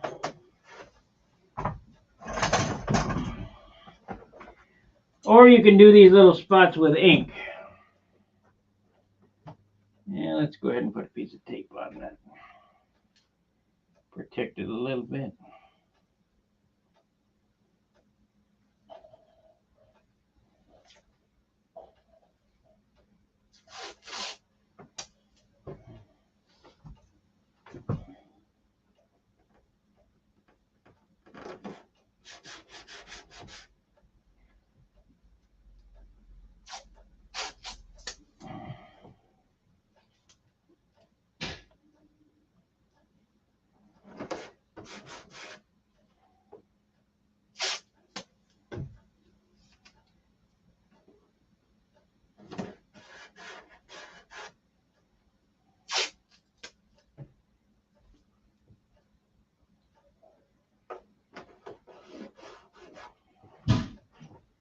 Okie dokie.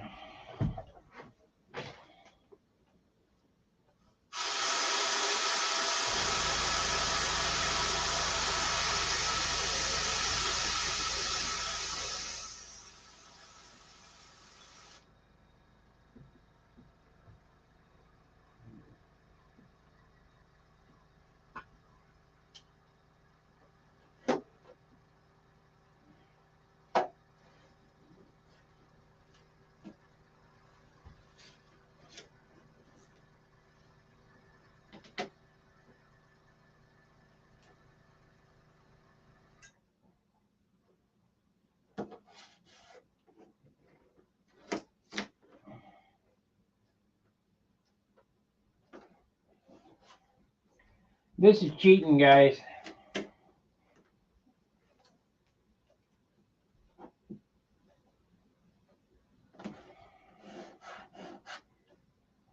Paint repair made easy.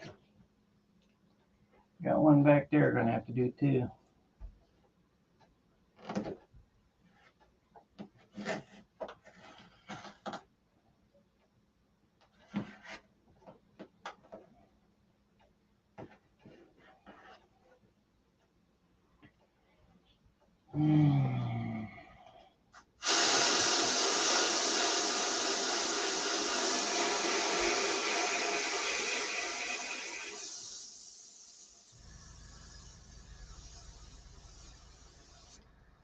A lot of paint.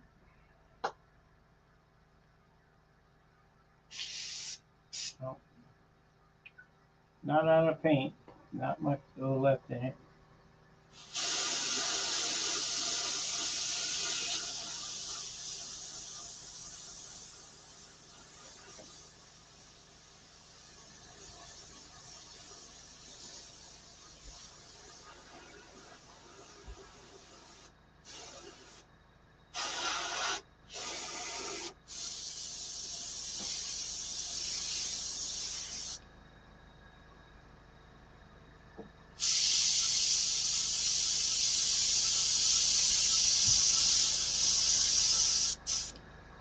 A lot of paint now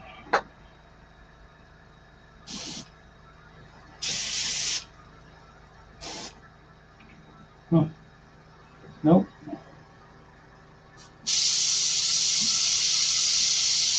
There it is.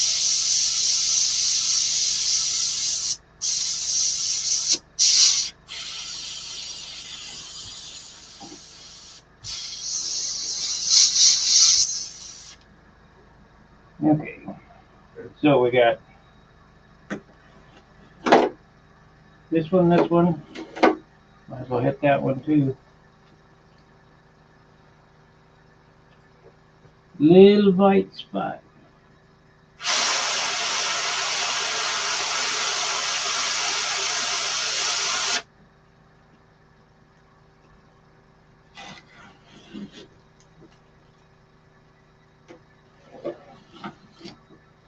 What all these little white spots come from is the dirt that was underneath the black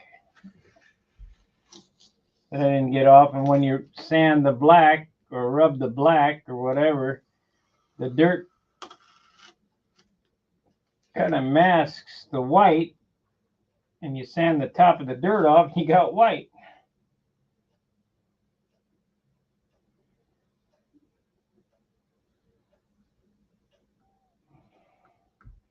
Under normal circumstances, for a normal everyday contest airplane, you know, I wouldn't bother fixing them. They look just fine, but we're going to take it to the Nats, and they're going to have it, their nose on it, you know, for God knows how long, looking at it.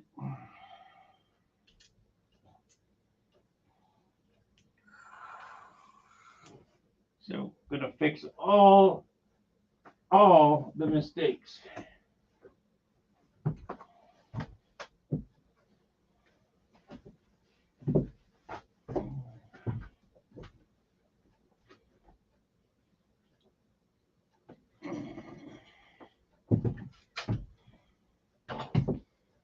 Okay.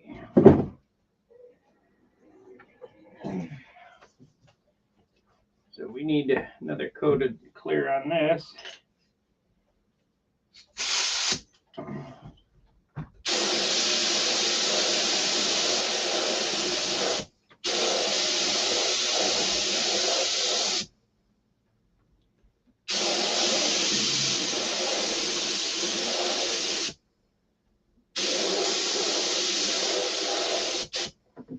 Okay, that's that one. We got this one.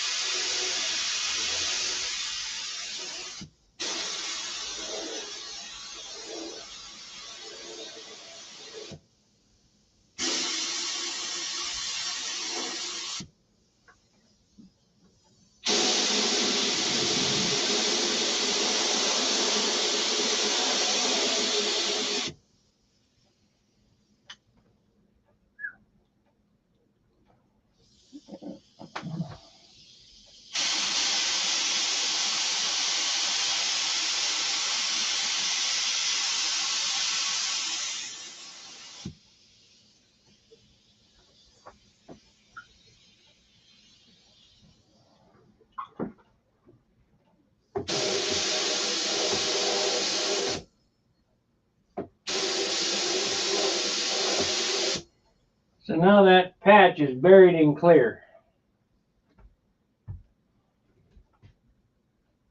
Perfect. Perfect.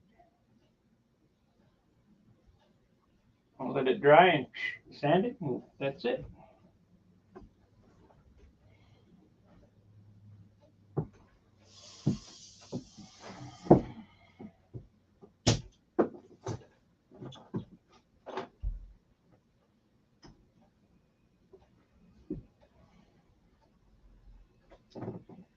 Looks to me as if tomorrow's going to be a shop cleaning day, because the weather's not looking very promising for any time tomorrow to go out and fly.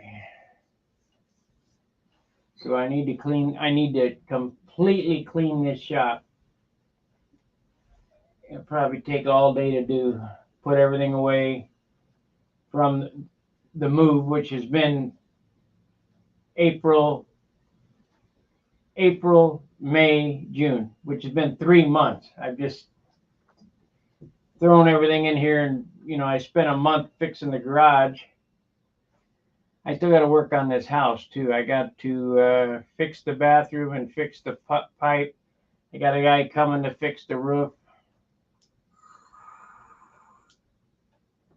My shake shingles, I got a 12-pitch shingle roof on the back half of the house.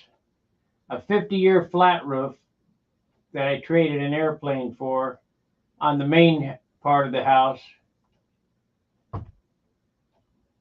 And the shake roof I paid for 10 years ago. Been a little longer than that. Got damaged by the wind. Got a leak back there, so I got to get that fixed.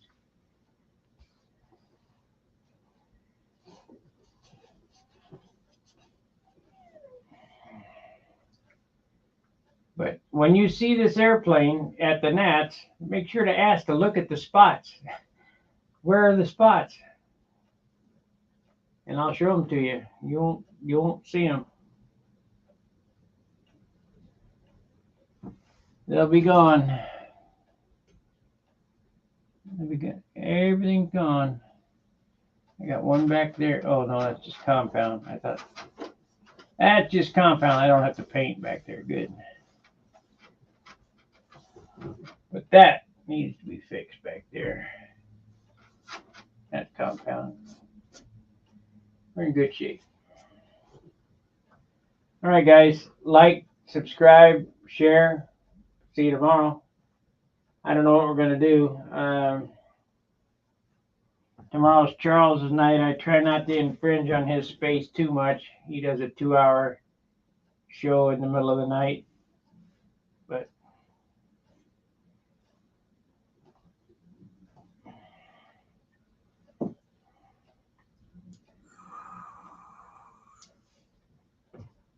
like, subscribe, and share until we see again. Fair winds, tight lines. See ya.